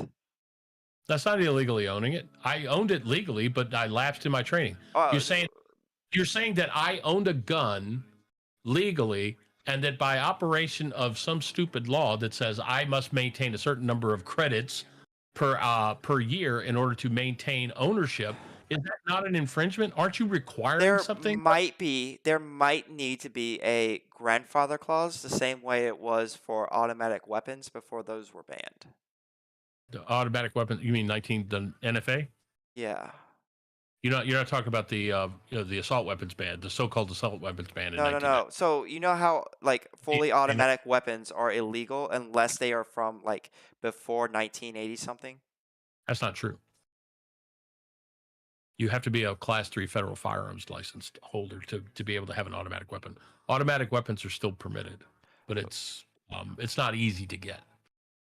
Yeah, so okay, And- but like and in that- general, like I can own an automatic weapon if it's That's from all- a certain time, right? No, you can't. Well, I actually, as technically you can, because there's two parts to the NFA: 1933, 1934. I can't remember, 33 or 34. That time period when and that was all in response to the St. Valentine's Day massacre. Again, like a shootout among gangsters, right? That hurt civilians, and then the public was so outraged they demanded that there would be action, and then they just blithely, allowed their rights to be taken away from them by the federal government. There was roughly speaking, automatic weapons existed before the Revolutionary War. And it was totally legal to have them. If you could afford a Gatling gun in 1860, you could have had your own personal Gatling gun, and the government wouldn't have done anything about it. When you went to jail because you stole somebody's sheep, and they took your guns while you were in jail, you got out of jail, the first thing they did is they gave you your gun back. So Okay. when automatic weapons became illegal, who paid for? Huh? Unconstitutional. I But- don't know the history of the confiscation, but they required.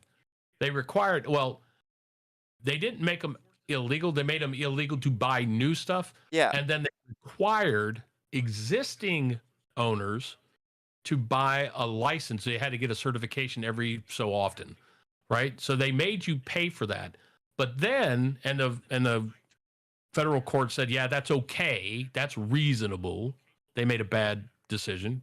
In my opinion, it was as bad or worse than Dred Scott. But anyway, they said, okay, this is legal for you to do, federal government. And then the federal government, there's two parts. It says you can't do this unless you have a special stamp, a tax stamp, right? Because the government can tax. And then they turned around and said, well, we're not gonna process these paperworks anymore.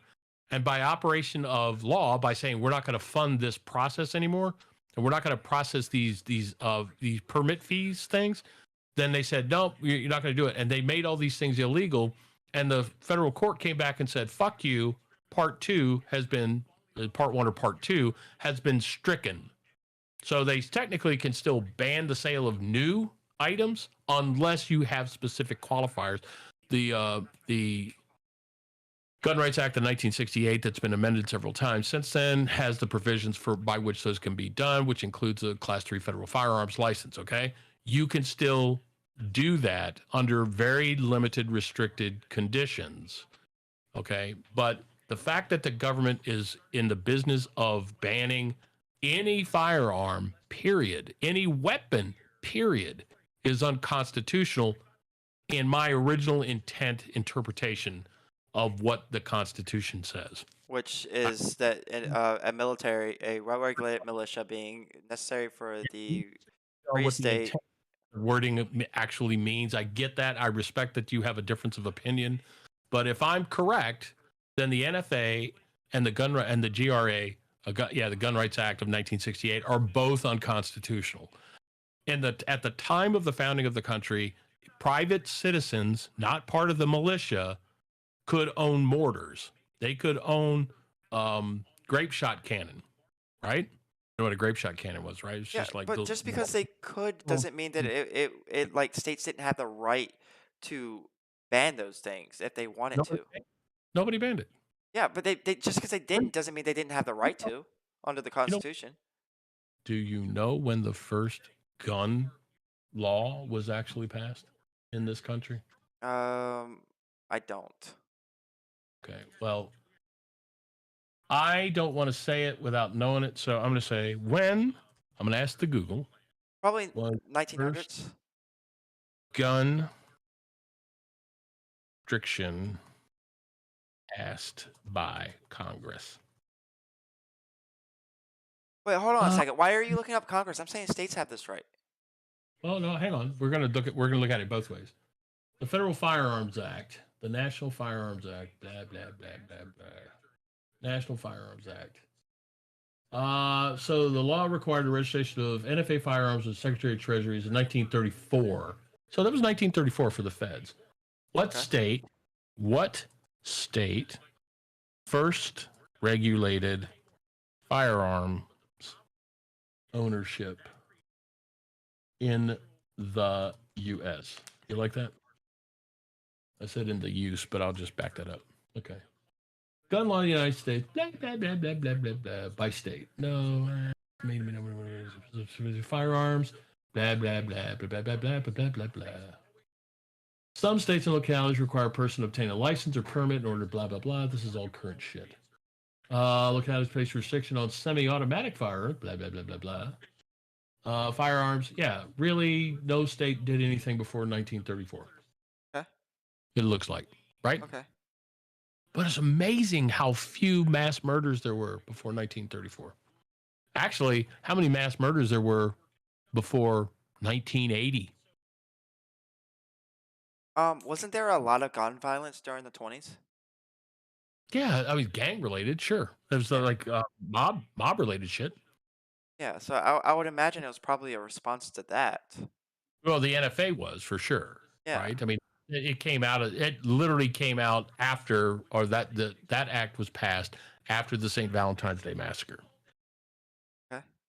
So it was a fucked up response to that problem, right? I mean, wouldn't it be far much easier, right, if we simply said that if you use a gun, if you bring a gun to a crime, then you go to jail for 20 years. If you use a gun in a crime and nobody's hurt, you get 20 to life. We already. Hang on. No. That's not how it works, and you know that to be the case. No, I know it to be the case because I read it on people's rap sheets all the time. If you shoot somebody, you injure somebody in the commission of a crime, then you go to jail for life with no parole. If you kill somebody with a gun, you, in a crime, not self-defense, in a crime, you forfeit your life. If we just did that and had a speed dating channel for death penalty cases that are associated with gun violence, how fast do you think the amount of gun violence would go down? I don't think it would go down at all. Oh, it would go down. I really don't think so. It would go down, except for the nut job cases like this fucking idiot trans person, right, who decided to shoot up a church school. So it certainly wouldn't get rid of mass shootings. It sure would. No, it wouldn't, because most mass shooters are trying to kill themselves anyways. What is the number? What is the number of fatalities annually for quote unquote mass shooters? It's not much compared to gang violence in Chicago. It's not much. Yeah. Do you think more people lose their life to handgun violence, criminal handgun violence? I didn't bring up mass shootings. You did. No, you did. I think you actually. You brought up the trans person who just recently committed a mass shooting. I said that this law would get rid of mass shootings. You said the nut cases, right? You're still going to have nut cases that are going to do stupid shit. Like that one dude that had a bump stock and he shot out the windows in Vegas, right? And he killed 59 people, So right? do you think that the gang member who is trying to sell drugs on turf that somebody else is infringing on, do you think they're not going to use guns because they might get the death penalty? I think that no, I don't think it stops them from doing it. That's But like most of the gun crime. if you aggressively prosecuted gun crime, we don't aggressively prosecute gun crime in this country. If we aggressively prosecuted gun crime in this country, where there was a brutal fucking outcome, right? I think that yeah, it would take a little bit of time, but I think people would get the message. So what Kill is the hypothetical person who would commit a gun crime, but then be like, well, instead of 20 years to life, I'm going to get a death penalty. Who is the hypothetical person that's going to do that? That's going to change their mind because of that? I don't. I think you're on a balls curve there, right? I don't think it affects those people. I think the message you send is one that you send to society. You get rid of the piece of shit after they commit their crime and are charged, tried, and convicted. You get rid of the piece of shit, or you put them in a position where they can't do anything more. And again, like I said, there are levels. There are levels of whatever that affect whether you get like this much time, that much time, life with no parole, or the death penalty, right? Based on what you actually did. And the more damage you did to society, the more likely it is you're going to get that ultimate penalty. I got no problem with that because I think has a the state has a vested interest in maintaining a civil society. And if that means that you have to egregiously go after the most violent people, then you do it. You treat it like it's a friggin' war. And then you send that message and there's like zero fuck I don't care. I don't care that your mom was on drugs. I don't care that she gave you drugs or that she pimped your shit out. You kill somebody with a gun, you go to hell via the fastest, most effective, efficient way we can get it done. That's what I think. And I think that's what the responsibility for society is, right? You can't on the one hand say we expect to have this nice civil society where everybody gets along and then pockets of society are constantly living in fear because they can't walk down the street. They can't go to a McDonald's. They can't walk their kid to grade school without fear of being shot to death in Southside Chicago. Yeah. That's not that's not the government protecting my right to life. So we start killing people. Um, Kill the criminals. we start We killing kill the, we start kill the killing criminals. criminals. Some of them which are innocent. Um, We because kill the criminals. Look, and nobody's advocating you just kill them. You got to convict them yeah, properly. yeah. Well, You I mean, have th- to give them their appeals process, okay, right? You you have to do be understand that. justice. Okay, first of all, so most convictions are plea bargains, and a lot of people take plea deals because Mhm. what they had shitty lawyers. Yep. No plea deals for gun violence. Period. Okay. So do you know why most convictions are plea deals? Yeah. Because we You don't because have money for a lawyer. I get it. no, well, because like we don't have the infrastructure in place to be able to actually send every case to court. So so If you put a speed line, prosecutors if you put a heavily, speed huh? justice for if you put a speed line death penalty process in for gun specific to gun violence, you can you can fix that problem. Which would Which make would mean more innocent people end up in prison for gun violence. no, you give them the best lawyer that they can get. That they can If get, that the poor if person can get. you get caught on video mowing down a school like this idiot asshole in Nashville, right? That's all over footage. So do you think Right? that most of the gun violence that happens in this country is on footage? I think a lot of it is. I mean, how many people have guns? We see people using like gangs that stop by and shoot up. Everybody's like anxious on to put that shit up on TikTok, No, no, man. no, no. You see somebody shooting up in your area, you're fucking running because you don't know if they're after you, and you don't know if you're gonna catch a stray bullet. And People, anyone that hold on, wait, real quick. Anyone that people does want record to it stream is not going. Anyone that does record it is not going to turn it into the authorities because the snitches get they just put it stitches thing online. is real. They just put it online. They just try to monetize it on YouTube and TikTok. Sometimes, but not most gun crimes. Bottom line is that anybody that's recording that, and there's all kinds of cameras all over the place, right? So you're trying to argue the hyperbole of this. What I'm It's saying not. It's is that not. if you can definitively prove somebody did a thing and a gun Mhm. was involved, then there should be a definitive, painful fucking consequence. And if you can't agree to that, then we got problems because you're willing to say that even though I think nobody should own guns, or I don't think anybody should own guns unless they're part of the militia, okay? And According then to the Constitution, yes. and people are still getting shot the fuck up. If you don't think that you need to do something with the individual that did the shooting, then we I'm not have a saying that problem. we People need are to trying to argue don't out of both sides of your mouth. something. I'm not saying that we don't need to do something. I am saying that the system is incredibly flawed. I don't think that there is a system that we can have as humans that will be able to definitively prove that somebody committed a gun crime with enough confidence for me to be comfortable just executing anybody that's convicted of a gun crime. Thanks for the follow there, Fry Team. Um, I think anybody that uses a gun in a crime that can be proven beyond a shadow of a doubt, beyond a reasonable doubt, okay, they should suffer an escalating penalty depending on the manner of usage. If you are the kind of person who can walk into a business and fire a gun, you don't need to ever be on the street. If you kill somebody with a gun in a commission of a crime, you don't deserve to live. I'm sorry.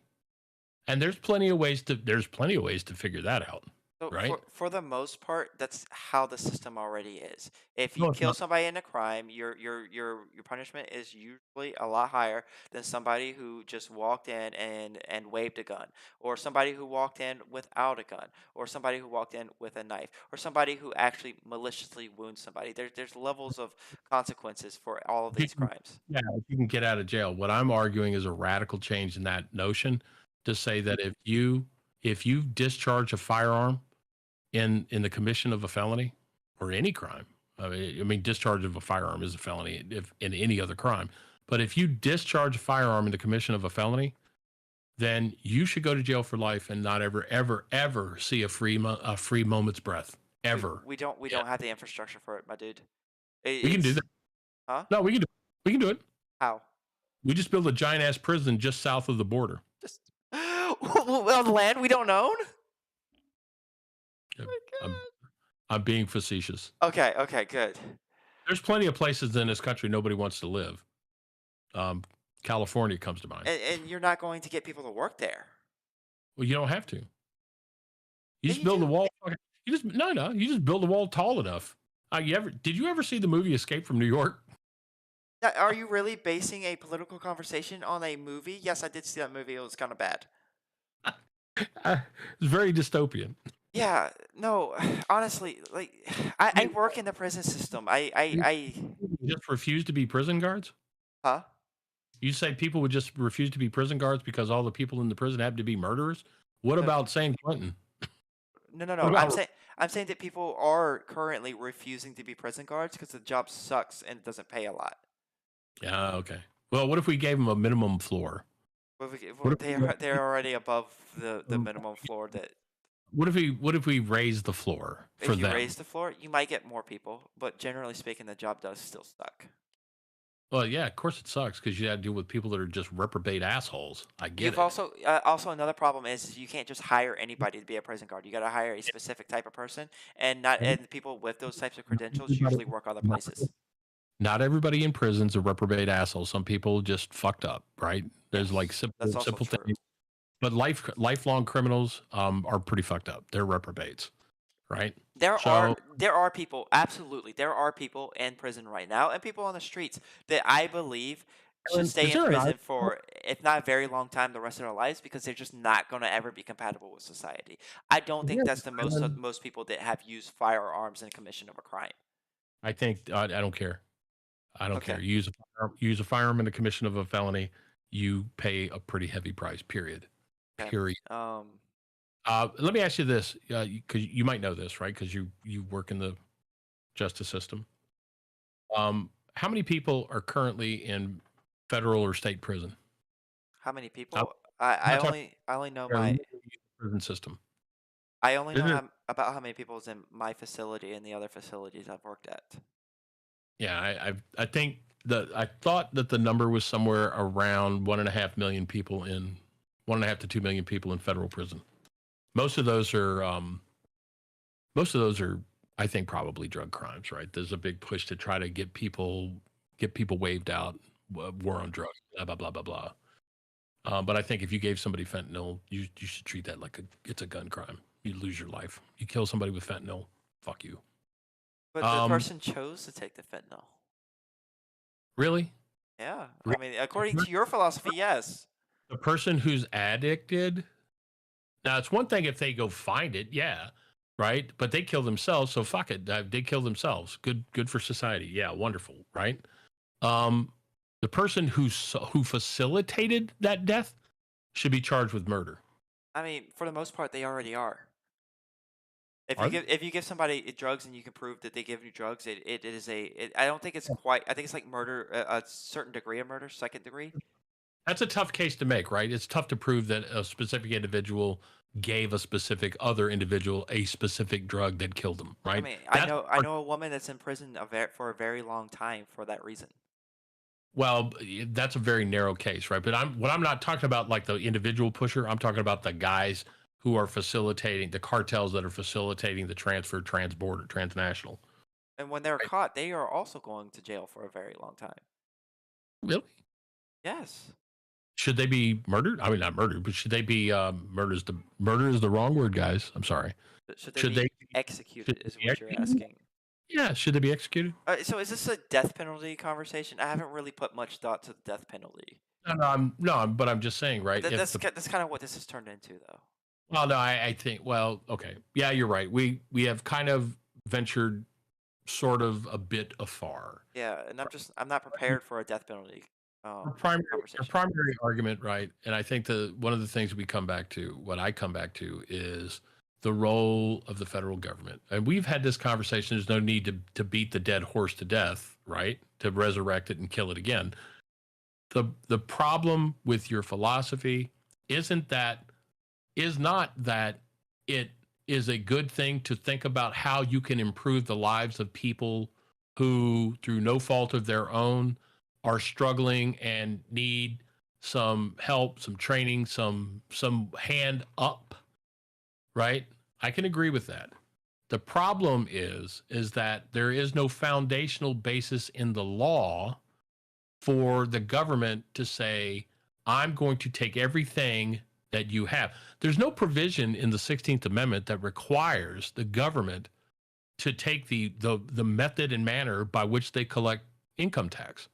That's not specified. It just allowed for the first time the federal government to collect an income tax. So why not be equitable, right? Why not be equal? Why not use the equal protections the Constitution is supposed to afford all of us? Use those protections to say we will charge everybody the same rate. Rich people still pay more. Rich Because people still pay more. 10% of your income, because 10% of your income is a lot more for somebody only making $20,000 than it is for somebody that's making millions of dollars a year. And I argue that's their fault. But like, okay, see this is the problem with your philosophy. Is that practically speaking, it does not facilitate a society that anybody wants to live in. Well, right, because there's people out there that want somebody to give them free shit. And there's people that just don't want to see homeless people and people There suffering. are people. Well, okay, California taxes more than taxes their people more than any other Yep. state in the nation. And they have a lot of homeless people, I know. 40% of the homeless people, and they can't seem to correct it no matter how high the taxes get. Now they're talking about doling out $7.6 million to every black resident of the state for reparations for slavery, not because California was a slave state. It was never a slave state, but because all the white people benefited from all the labor that the slaves had done in the original thing, like what they call them, the original descendants of slaves. Yeah, yeah. Okay, So but let's not hold on. I don't want to get into a reparations argument. you got to go I back to want to the focus on trend. the homeless argument. That's more interesting because it's much more of a policy the- fix thing, Okay, I think. the vast majority of people in California don't want to not be homeless because they don't want to stop taking drugs. Um, The so vast majority of homeless in California are drug users. yeah, I mean, I believe you, and I believe that if the homeless people were given a choice to stay on the street and take drugs, and or Do it. be given a home, they probably choose to take drugs. Yeah. Um, there's probably a lot of them out there that's like that. Va- I just listened to the I think it's the new mayor of LA talk about this. It's that is much more of a myth than a lot of people give them credit that give people credit for. Generally speaking, there's like a distrust of these programs from the homeless population. They don't believe that it's going to actually help them. Um, and there's a lot of 'Cause mental health issues that's not being addressed within this population. Um, and all this stuff is stuff that could be taken care of with government policy. And Californians got the money. It's just that until this new mayor of LA became mayor, the cities just didn't have the political will to what is necessary to actually help these people. And seriously, that may include giving them LA, huh? LA is the second most left-leaning city in the state of California. But You're does it? telling me Yes. you're telling me that they didn't have the political will to fix the homeless problem. What did they do to try? They didn't do anything, but Exactly. that's not Exactly. it's that they don't care. I They want to know. talk about it. No, they want to talk about it. They never do anything about it. I agree. But there But is this now somebody who who has been leading the charge in trying to help them. because he wants to do it by taking money away from some people. Well, it's a she, Whatever. But you get the point, right? but The solution, every solution that any Democrat has ever proposed required increasing taxes. They never evaluate the programs to make sure that are these programs doing what they do? Is there duplication of effort in any of these programs? Should we consolidate these things? What is the evaluation criteria by which we judge success or failure? They don't do that. They just simply throw more money at it and they sure. raise taxes for So that. if somebody on the right were to propose some kind of committee to evaluate the effectiveness of welfare programs and They to they did figure it. hold on, to figure out ways that we can make it more effective without having some kind of cut to welfare being a part of it, I think that most people on the left would agree with that. No, they wouldn't. Okay, I mean, Democrats require people to be on welfare because it's a reliable voter block. It's I true. don't think people on welfare generally vote. That's not true at Period. all. They voted in massive numbers in the last couple of elections. Massive numbers. So much so that there are legitimate verified reports that as many as 5,000 people voted from a commercial business in Arizona, which is illegal. Yeah, no, there are plenty of cases. Plenty of cases. I mean, you see voters roll through the hood, okay, with school buses picking people up with ballot information to take in, and they're coaching them all the way to the ballot box. That shit happens in Decatur, Georgia. I know, because I fucking lived there. Okay, I don't have. Do you have a problem with people picking people up to take them to the ballot box? Do you have a problem with people inculcating the homeless and offering them quote unquote walking around money to vote? Do you Yeah, think that if if people are offering people that money to vote, that's an issue. good? People do it. People stuffed ballot boxes in Atlanta, Georgia. Hundreds and hundreds and hundreds of people with hundreds and hundreds of ballots, stuffing ballot boxes on video, triangulated cell phone footage. Put that person at that ballot box at the same time that the video that was owned by the state captured their visage stuff in the ballot box. So, did they It's go around picking up ballots and then deliver them to a ballot box? yes, Why is that a yeah, problem? because it was illegal in Georgia. It's illegal in Georgia for you to deliver any ballot other than yours or one other person at a time. Means you could have gone and picked up one person one day or one person and come back and get another person if you wanted to do that at a nursing home.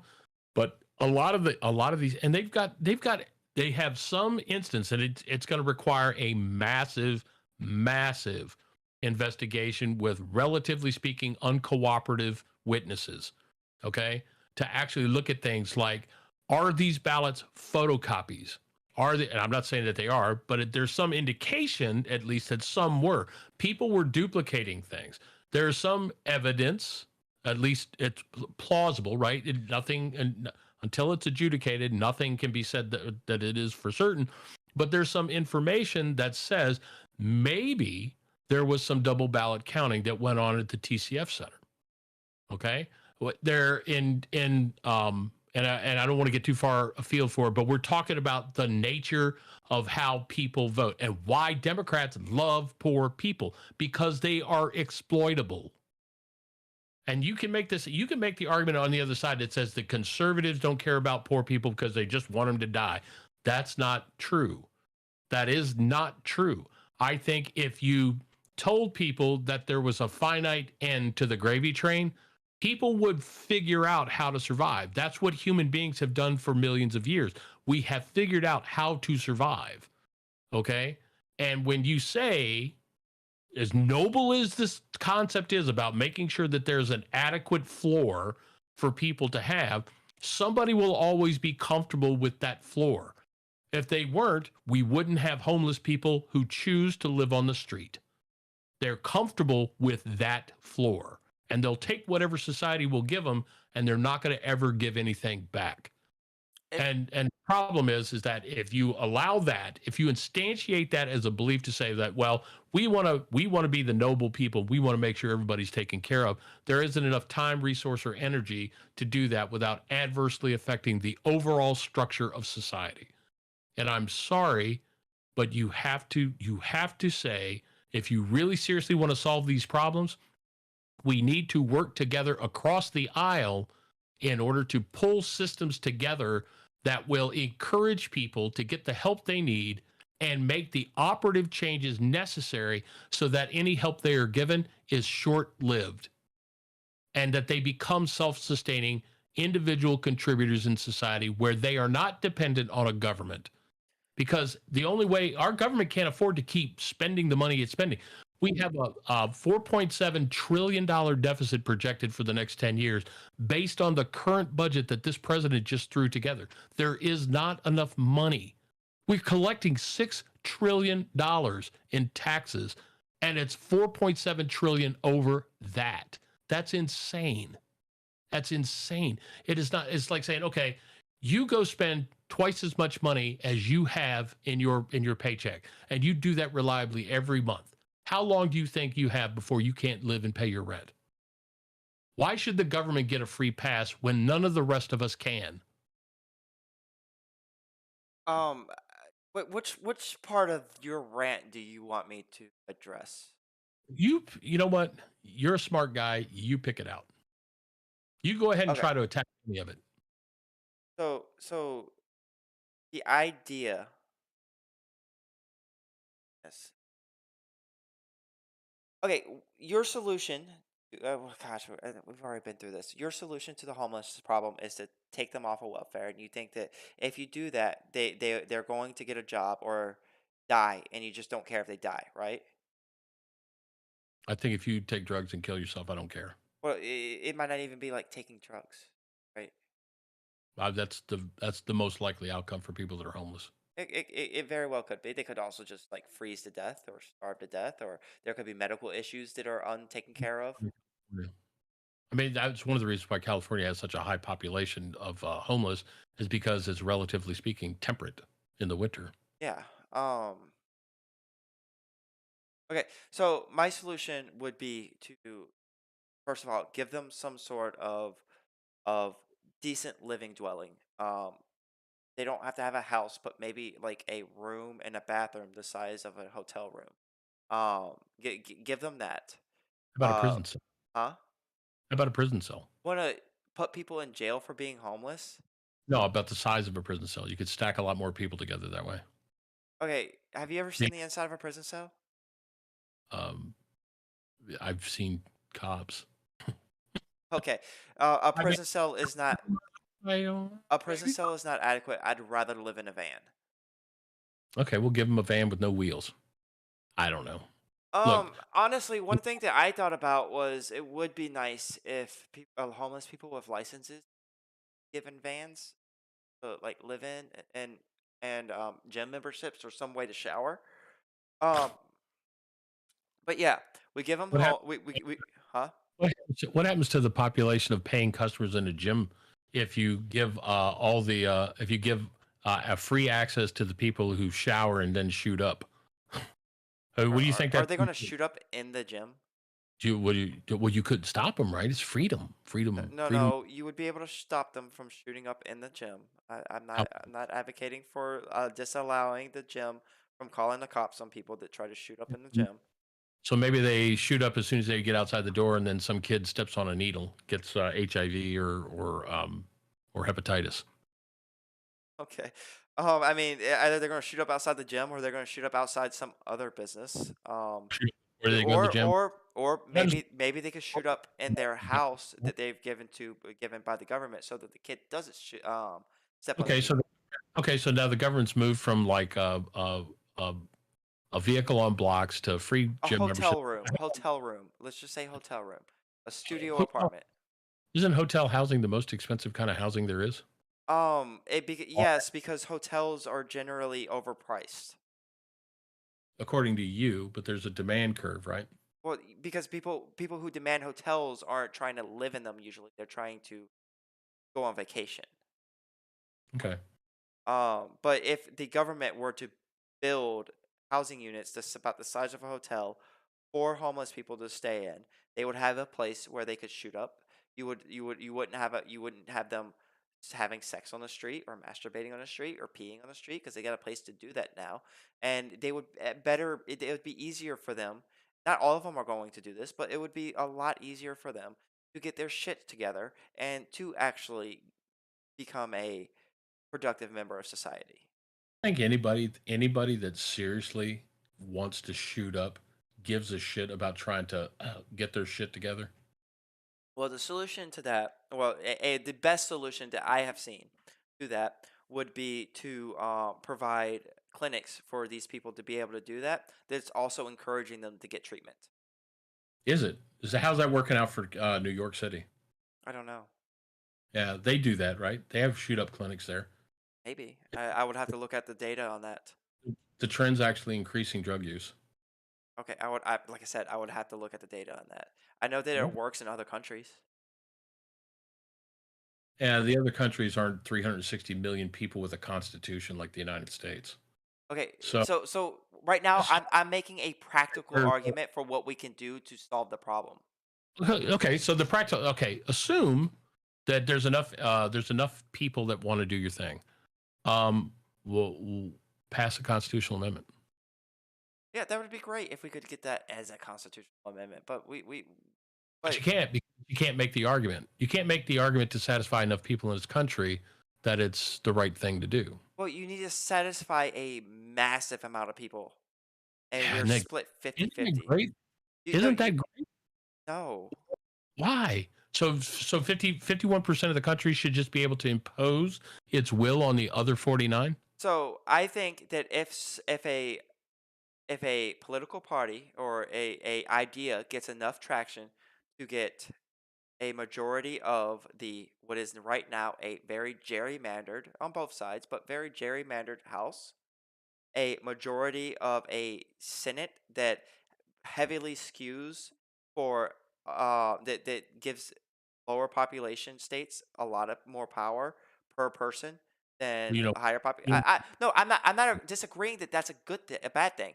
I'm saying that okay. that's a good thing. That's fine. I'm fine with that. But if an idea can get past that and get through the president where smaller states have again more power per a person when it's they got less people, um, then I think that that idea should be able to pass. But right now, what we have is a system in which an idea can only pass if it's able to get the majority in the House and a mass majority in the Senate and the presidency. And I think that mass majority that's required in the Senate, because it's already skewed towards smaller states, is a problem. Um,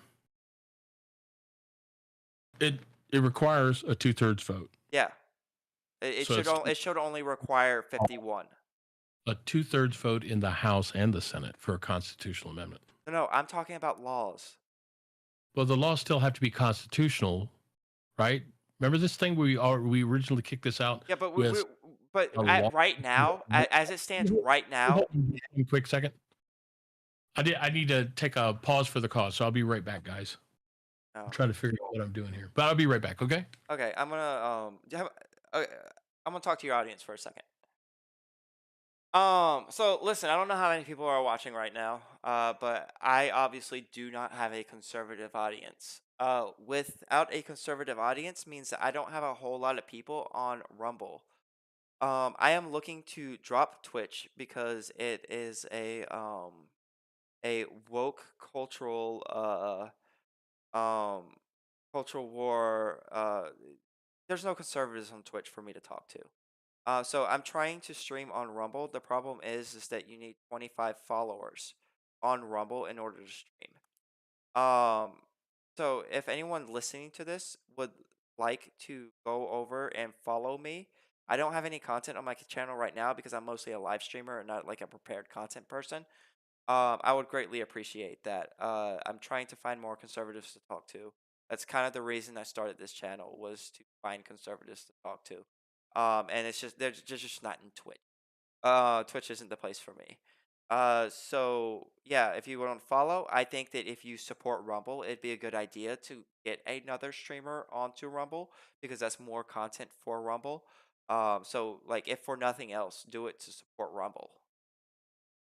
But yeah, the Rumble slash Liberal Cluck is what my channel is.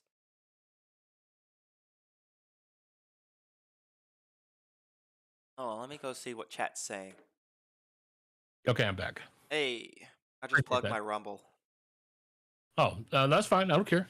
Hey, yeah, give this guy some support because he wants to donate to me, and he can't do it if he doesn't have any money. Yeah, Apparently, base. he doesn't live on that higher floor he's trying to get for everybody else. Well, I'm trying to get 25 followers on Rumble because I can't stream on Rumble unless I get 25 followers. What was that all it takes? Oh God, I got 300 followers here. I bet I could probably get 25 followers. Probably. You should try Would it. you follow me on Rumble? I'll Huh? follow you. Sure. I'll follow you. We'll game the system. I don't care. Yeah. We'll game the But system. yeah, there's no conservatives on Twitch, so I want to go to Rumble. But you're not a conservative. Oh, Yeah, you're saying I like talking to conservatives. oh, well, at least you want to fight him. You want to fight him in their venue. That's commendable. Yeah. Oh, I wouldn't say fight. I don't think what we're doing right now is a fight. You get the gist, right? I'm Yeah, not. yeah, yeah. No, it's not fisticuffs. It's just verbal duking back and forth, right? Yeah. It's the essence of making an argument. Yeah, It's yeah, not yeah, yeah, yeah. making an argument. And that's fine. I look. I don't really have a problem with you. I think you are. I think you are the victim of an education system that has taught you that it is the role of the government to be the thing that solves the problem. And that's not really what a Republican form of government does. That's not what a government that is by, for, and of the people does. So Right? I actually went Hey, to a very rural. let me finish. Okay. The essence of a government that protects all of its citizens, not at the expense of some of the citizens, or it protects. Right now, we protect the people that elect that we bastardize our law. We bastardize our constitution, our framework understanding of what our law is, depending on who we want to appeal to for the sake of craven political power. The left does it and the right does it. There are very few people who think like I do that are in positions of power who think that the Constitution has meaning, and whatever we want to do as a country, we should be trying to convince people that it's in the best interest of the experiment to make the changes necessary to do it. Instead, we simply rely on the administrative state, right? This crap bureaucracy that has grown out of the laziness of Congress, where they say, we will create this department and we will empower this department to make law by the rulemaking process. And therefore the people that voted for the stupid EPA, for example, right? They can point to the EPA and say, well, it's the commissioner's fault. They're the ones that did it, or the administration did it. They're making new law. Congress makes the law. And they have abrogated their responsibility to allow an administrative state to do that, and that's at the expense of personal freedom. And we need to come together as a country to take that back, starting with repeal of the 17th Amendment. Okay. Well, I think that your system of interpreting the Constitution would lead to a society that's going to have more suffering than a system of more elastic boundaries set by the Constitution. And I am for less suffering, so I would prefer if the Constitution's boundaries were more elastic. Not only that, I think that people who are in your position will interpret the Constitution in a way that ignores a lot of context, such as the militia part of the Second Amendment, and the Federalist Paper number 29, which kind of defines the militia as not everybody, but a certain set of people. Which Um, people volunteered to be in it. yeah, and yeah, so I think it's probably a good thing that we treat the Constitution in the way we do. I understand your argument that it could lead to tyranny. I don't think that we're at a point where that's a problem right now. And if it became a problem, then what is it? Does it say saying the tree of liberty's got to be watered by the blood of tyrants or some shit like that? That's Tyrant patriots from time to time. Thomas Jefferson said it. yeah. I mean that's just kind of where it would go if That's that the kind was of the language case. that'll get you banned on TikTok. Huh? That's the kind of language that'll get you banned on Twitter and TikTok. You But you just advocated for war. oh goodness. Yeah, I've gotten a few strikes on TikTok. It's kind of ridiculous. Um, You know. As oh, long I as you're wanted to trying ask you to something else. America, I think they'd let Completely you off keep going. topic. Yeah, I've got to go in probably 6 or 7 minutes, so that's Okay, fine. yeah, same here because I got to work early tomorrow.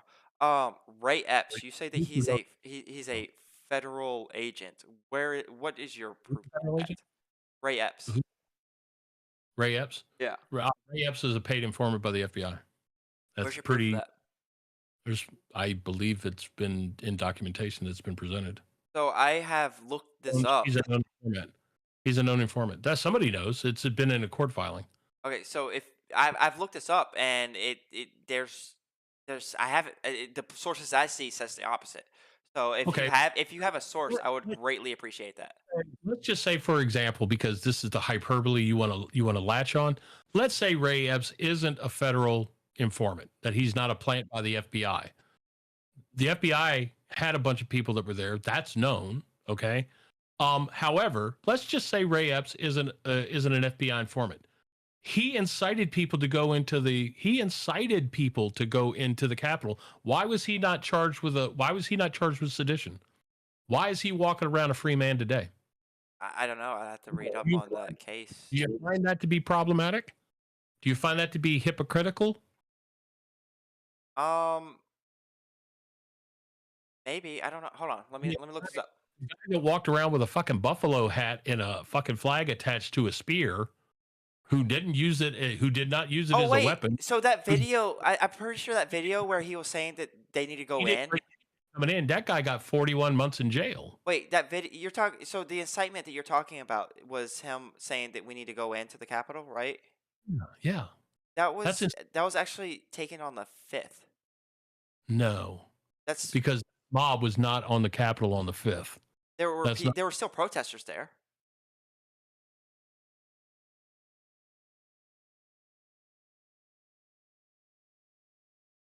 Well, you know what?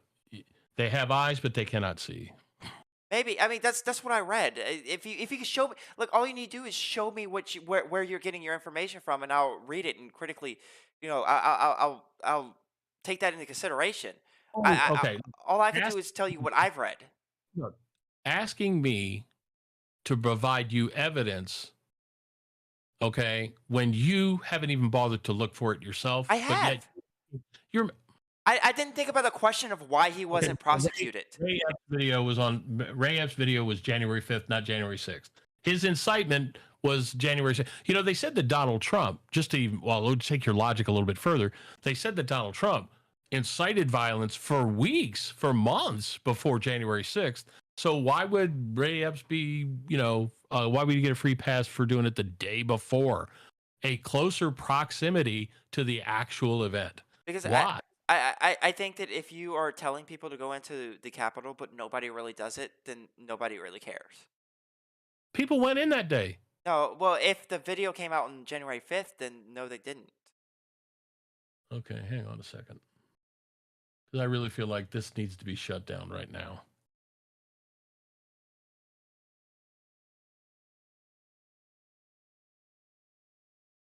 Da, da, da, da. Ray Epps, the defense channels assertions of the prominent Republican.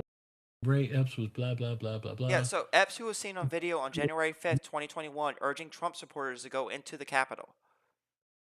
Hang on. And he also said they should be peaceful.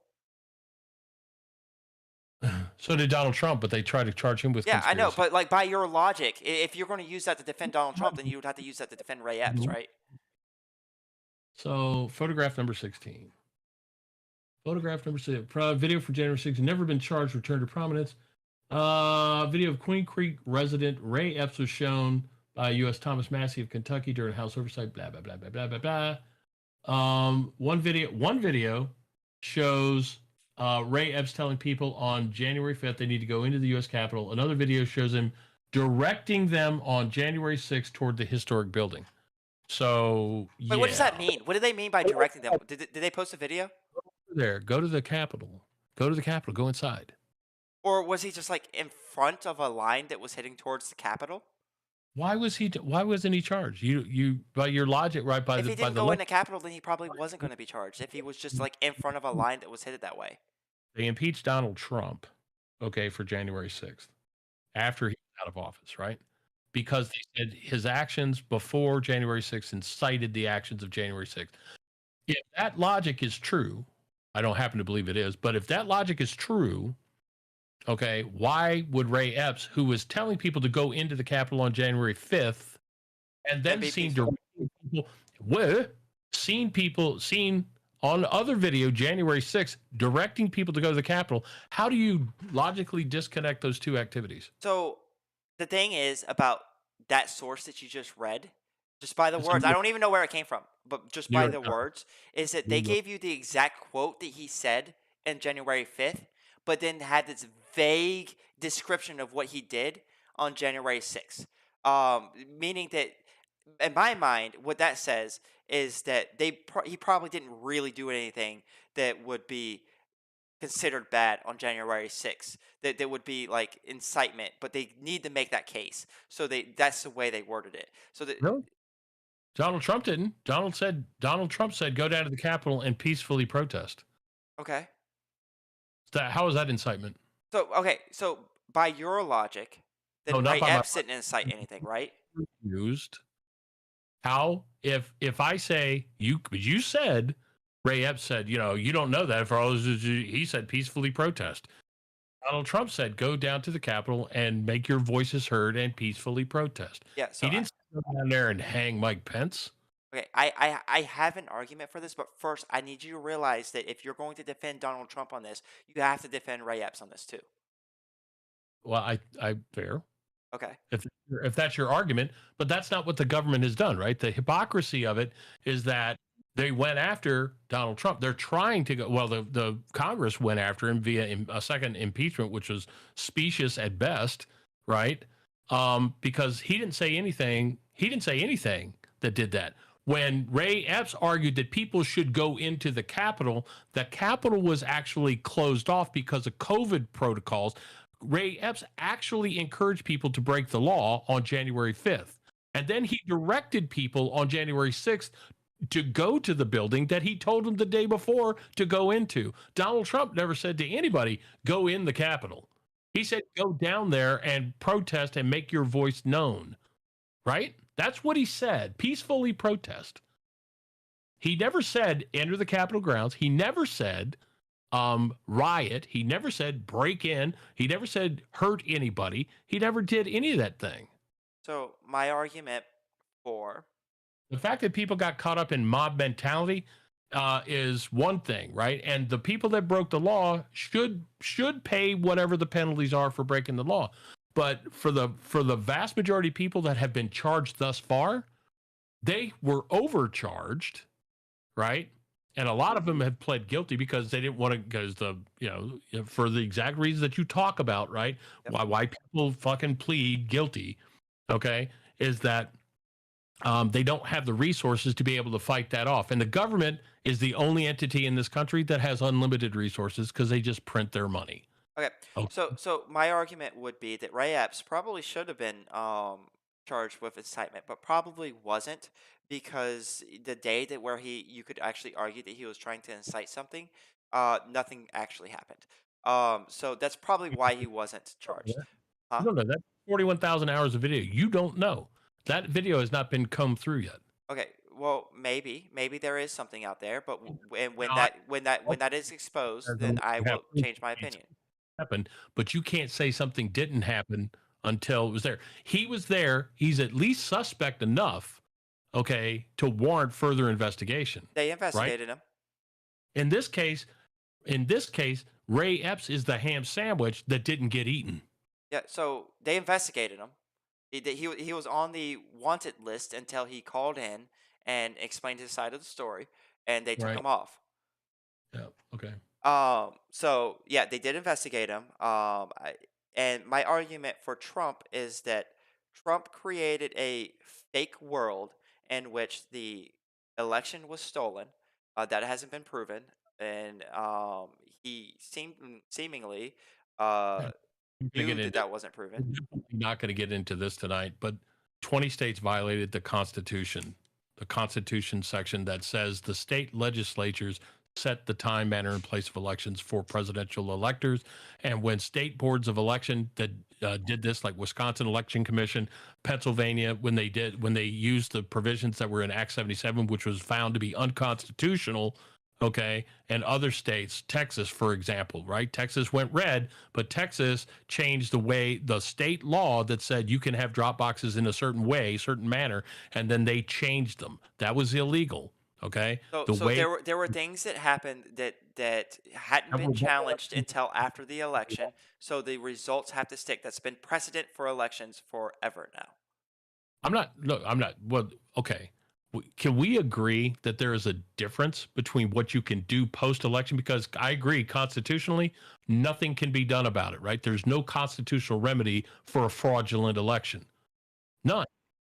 Okay. That's not the question. The question is whether or not up to 20 states violated the Constitution by illegally changing the manner in which the presidential electors were selected. Wait, which Constitution? You talk about their state Constitution or the federal Constitution? The federal Constitution defines the manner and prescribes how federal electors for the president are chosen. It specifically, because it's a Republican form of government, delineates that authority to the state legislature alone. Yeah, so that theory has not been proven in court. So Yeah, that you're that right. just not the way the Constitution is being interpreted right now. It's well, like, but that's the way it's written, and It's there's no countervening theory for that. okay. So for you, We're not talking about like a legislature that decided that they wanted to do something without the governor. We're talking about election law, okay? That the legislature and the governors signed, and then either the governor or the election boards or some court, state court, changed that. There is no provision in the Constitution that allows that to happen. Period. but if the state, okay, so these cases, what you're talking about, let's be clear, is that the state legislator has given their power, a certain amount of power over elections to some board or the governor, and you're saying that they can't do that. They passed a law. No, no, no, no, no. To the extent that they passed a law allowing that to be the case, that's fine because the legislature decided that in some cases they wanted the like say Wisconsin Election Commission to be able to do certain things. The Wisconsin Election Commission did extra legislative things. The governor did extra executive things that were not allowed for in the state law. Wasn't the argument in Wisconsin that they didn't have the legislator didn't have the right to give them those authorities in the first place? No, no. I tell you what, if you look closely at Wisconsin's constitution, there's a lot of shit, right, that can't be done. Act 10, I think, is one such thing that was recently just found unconstitutional, by the way. That there are things that can't be done. So just because a law is passed doesn't make it comport with whatever the state or federal constitution is, right? In some cases, like Act 77, there are parts of Act 77 in Pennsylvania that were ruled to be unconstitutional as well. You can't do anything about that during the election, but it comes back around. So you can't undo, right? You can't unwind an election that was done by people that did whatever. But you can hold to account the people who violated that law, right? You could send the leadership of the Wisconsin Election Commission, the Secretary of State, and the governor. You could impeach them for what they did. There isn't the political will to do that, right? Because most governments are, relatively speaking, fairly well divided, unless you get to the coast where, they're overbounded crazy with the liberals on the coasts. Yeah. Okay, So that's the it's neither here nor there. The point that I'm trying to make is where you said that there was, these laws weren't stolen. They were stolen. no. So They were the argument that you use for that is the state legislature theory, which has not been tested in courts yet. I'm not talking about the sovereign legislature theory, which is what you're trying to conflate. I'm talking about the election law that was passed in the House and the Senate, or the legislature of the particular state, and signed into law by the governor of that state. And then subsequent changes were done without legislative okay. No subsequent law came through. Yet the laws were changed and the procedures were changed in a way that did not comport with the law that was passed, and therefore they were unconstitutional By the state constitution. by the federal constitution. If the state, if I'm the legislature and you're the governor, and we have a third person, okay, that does not have delegated authority to do a thing, and you and I agree that the election for the president of the United States follows X, okay, and we have agreed because I gave you a bill, you signed it, it's law, right? And that law is not unconstitutional otherwise, right? It doesn't violate the state constitution or the federal constitution because of the supremacy clause. Then that's the way it runs. If person 3 comes over and they decide to, because of COVID or some other rationale that they want to have, they want to decide that, well, we need to make sure that everybody can vote because that's the noble purpose. So we are going to send a bus around with 35 people to one house, and everybody's going to fill out a ballot for that person because we want to make sure that one person's ballot counts to the point that we're going to do it 35 times. It doesn't matter what that third person does, but they're doing something that you and I didn't agree to. that makes any ballot cast in that under that form invalid. It's not the voter's fault. It's the person who did it wrong. And the fact that that was allowed to go through without challenge is a problem. And it's the kind of problem that you say, well, there's no constitutional remedy for it. You're 100% right. But I would argue that because election integrity matters more than anything else except national defense, okay, there should be a correction for this that should come in the form of a federal amendment. So if the state legislator gives authority to a election, a body, I guess a bureaucracy, to do things with the election, and this authority is broad, and this body ends up doing things like adding drop boxes. You're inferring. No, you're inferring things. I'm not talking about an interpretation. I'm talking about the codified black and white law. Which hasn't been tested in the courts yet. Well, cases were dismissed, right, because of latches, because the courts didn't want to get tied up with it because they didn't want the quote unquote the blood on their hands. But when they dismissed all these cases without actually hearing the merits of them, there were many cases that were brought forward. Texas brought forward their case that the Supreme Court famously rejected because John Roberts is a chotch. Okay, that they refused to hear that because they said that the unconstitutional application of the way in which the presidential electors were selected in Pennsylvania diluted the presidential electors' choice of the people of the state of Texas, and therefore it was an original jurisdiction case. It was a perfect original jurisdictional argument, and the Supreme Court said we're not going to get involved because we don't want to. John Roberts is an institutionalist. He wanted to preserve everything, so he said, Do you what, think we're that not. states should be able to sue other states for the way in which they conduct their elections? Yeah, if a state says that we're going to let illegal aliens vote in national elections, there's no provision against that in the Constitution. But if I allow 31 million illegal aliens to vote in my state, because that's how many's in California, if I allow that many people to, there are 31 million, I think, in the country, but there's like 15 million in California. If they vote. Actually, that's probably not a good example. Say you had 10 million people. Say you had 10 million people in Oklahoma that were illegal, and Oklahoma decided one day that they wanted to make sure that all of those people could vote in a federal election, and then that tilts the balance of power by people that aren't authorized to be here to begin with. Is that a dilution of somebody else's rights? Is that a violation of the 14th Amendment? You probably say no, right? Actually, no. By your logic, no. By your constitutional viewpoint on things, no. If the Constitution doesn't disallow it, then why can't we allow illegal immigrants to vote? It's up to the states on how we conduct elections. Should we do that though? No, I don't think we should, but it's constitutional. So if a state does, then another state doesn't have a right to sue them over it because there's no constitutional bounds for that. There's no constitutional reason for that. You know what original jurisdiction is, right? No, explain it to me. Original jurisdiction means the Supreme Court. And in cases of original jurisdiction, that means there's only one case that they can hear without any other case taking place. Okay. A state can bring a case against another state directly to the Supreme Court. Okay. Things like the formation of interstate compacts and things of that nature, right? Those are cases where that could be done. And there's a famous case, which I think resulted in the Connecticut Compromise, I believe, right after the Supreme Court first came. It's one of the first cases they did.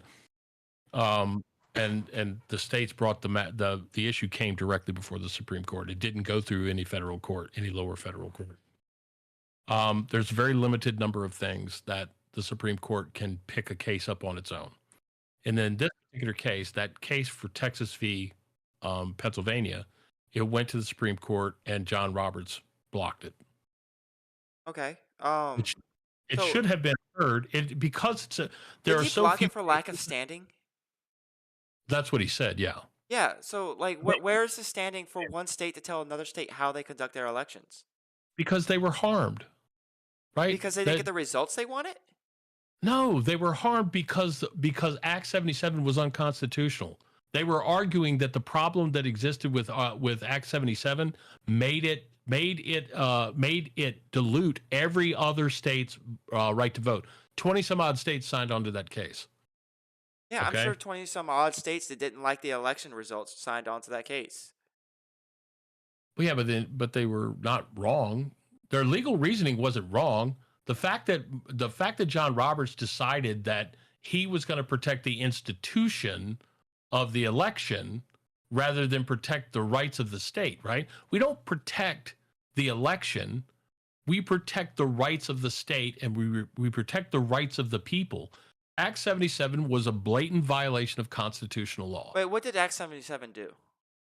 It did a whole bunch of shit. So, like, give me like three of the most egregious things. Oh, and that's an example that's an example where the state related to signature verification and stuff like that. But those were the big things, right? And ballot harvesting. So, if a The state wants to say, I want to allow ballot but I mean, harvesting, another state can sue them. so that's an example where the state and where the state legislature and the governor signed it in Act 77 was signed into law. Okay, but it was illegal. Why? It Why? did If the legislator was because signed it onto it. didn't because it was done in a way that violated the state constitution.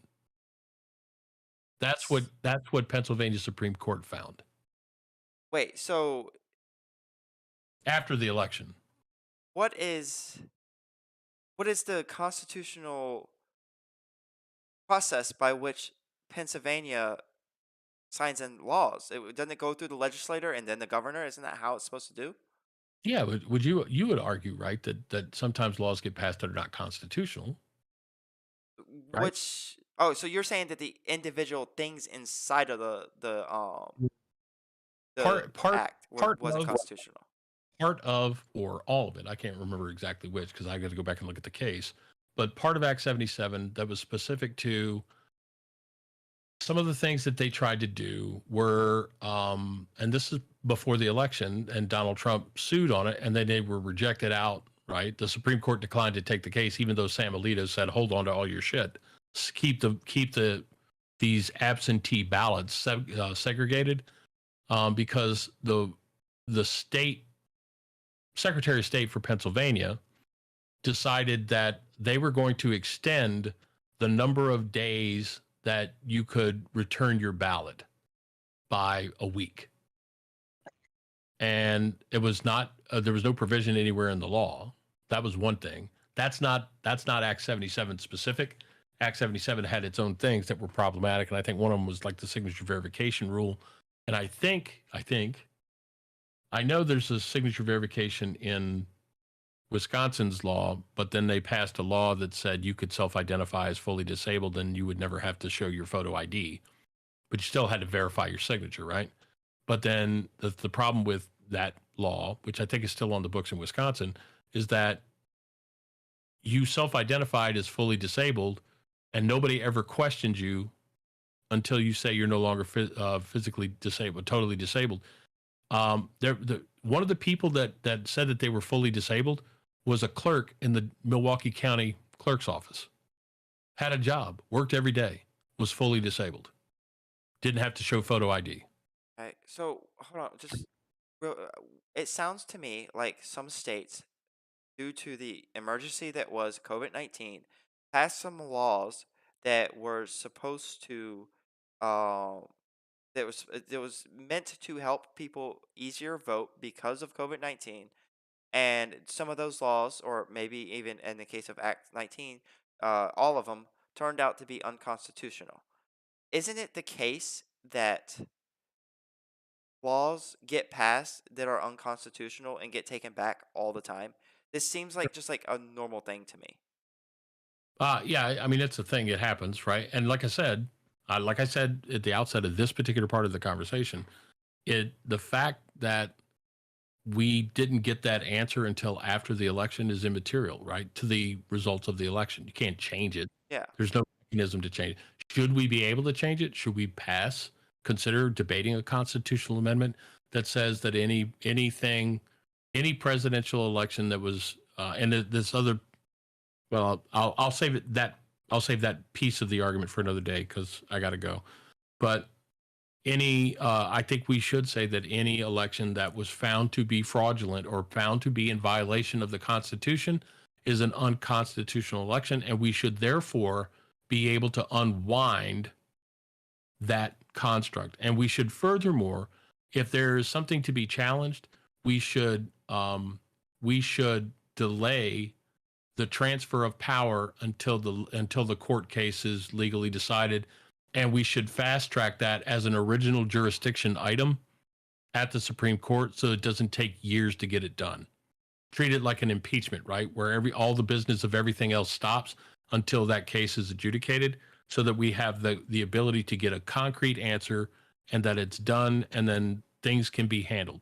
And then you wouldn't have to unwind the presidency. You simply said Donald Trump would have stayed in office until it was adjudicated, and then it gets adjudicated within 3 months, and then boom, right? Instead of January 2nd, then it's March 2nd or whatever. So okay. Like the possibilities you could discuss or debate during an amendment process. I'm not advocating for a specific resolution. Yeah, I think that that kind of thing would be rife for abuse for people that want to desperately hold on to power at whatever cost, even if it costs our democracy. I think that a lot of these laws were probably passed in good faith, for an actual like concern over COVID. Huh? No, You don't think COVID so? was no. Rahm Emanuel famously said under the Obama administration, never let a crisis go to waste. Yeah, yeah.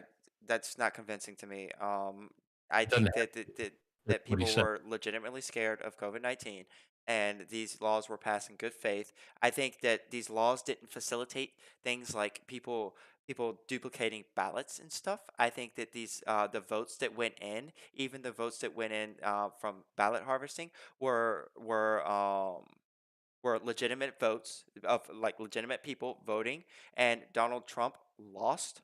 And the only way he could have hoped to have won is to invalidate uh, people's legitimate votes um, Yeah, but I don't think he. through I don't this. think anybody. I don't think anybody on the right ever advocated invalidating any legitimate vote. And I think that Okay, that's so a. when I say legitimate, I mean like from an actual person.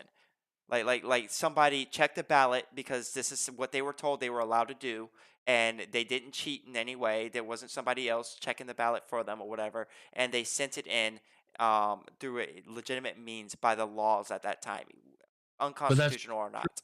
But there's millions of votes that were done in an illegal way. Oh, maybe by like so while before those laws were considered deemed unconstitutional by the courts, I'm not even. that was still legal. That was still I'm the talking. law. I'm talking about the ballot harvesting. And you don't have to like Dinesh D'Souza, but his 2,000 Mules actually makes an interesting. I didn't say it did, and I'm not saying it proves the case, but if you haven't seen it, I recommend take a look at it and do a critical analysis of it, and then go back and look at the stuff, because the stuff he talks about, whether he's cherry picking things or whatever, he's making more out of it, and he's doing a mathematical exercise to extrapolate something that may not be true. I think the bottom line is that he found, uh, certainly in Atlanta and other states, he found enough correlative evidence that showed that there were people who were illegally going around to different voter information centers, which were all run by money that was funded by Zuckerbucks, okay, and Democratic causes. And these guys would go grab a bunch of ballots, and then they would go to it. They had a route of drop boxes, and they would go to a drop box and they would stuff it with, as many as 10 to 20 ballots in each one, and then it would move on to the next place and the next place. And then when they were done, they would go back to one of these other things. And they showed he actually mapped out the cell phone data on a grid, geolocation, and you see where this guy who's carrying a phone, right, stops at one place and he goes out and he stops at a location where there's a drop box, and there's video in these places where they're looking at these things, right? And then so you see the same guy doing making multiple drops of ballots in different places in a circuit, right? So is he? And they're Is he? going back there repeating the same thing multiple times. The guy did it for 12 hours one day. And I'm Who's doing it? okay. Whatever. Let's Who's say I doing give that to you. Hold on. money Let's say I for give that to you. a full Just day? you don't need to go on. Let's just because let's just say I give that to you. Let's say this guy was doing that. And I'm guessing in this state that he was doing this in, there was no law passed There that wasn't. allowed him, right? It was illegal for him to do what he did. Okay, And he wasn't the only one in Georgia. so There there were was no dozens. emergency law passed for this, right? Correct. Okay, so that still doesn't take away from what I was saying that like he was picking up ballots from legitimate people who Were an legitimately vote, emergency law, huh? it would have been legal. If it were an emergency law, it would have been legal. Assuming that the law in question, Yeah, which okay. but assuming that law wasn't in violation of the Constitution. Okay, but he was still picking up ballots from people who legitimately wanted Joe Biden to be president. These weren't illegals. These weren't No, dead you're people. assuming that every ballot that he brought was valid, that it wasn't coerced, that there wasn't walking around money. That's a real big thing in the South. Okay, so you They prove that. You prove that, and then people they used to get them to vote with cigarettes, and then he would give them money, and now they give them money for drugs. yeah, your side shows me that that was like a huge problem, and then I changed my mind. I'm sorry, what? If your side, the people who think that the election was stolen, Yeah. shows me that that was an actual big enough problem to turn the election, then I change my mind. Or even like a significant problem. It doesn't even have to be enough to change the election. Yeah. Okay. So, I would suggest that you watch 2,000 Mules. How long is it?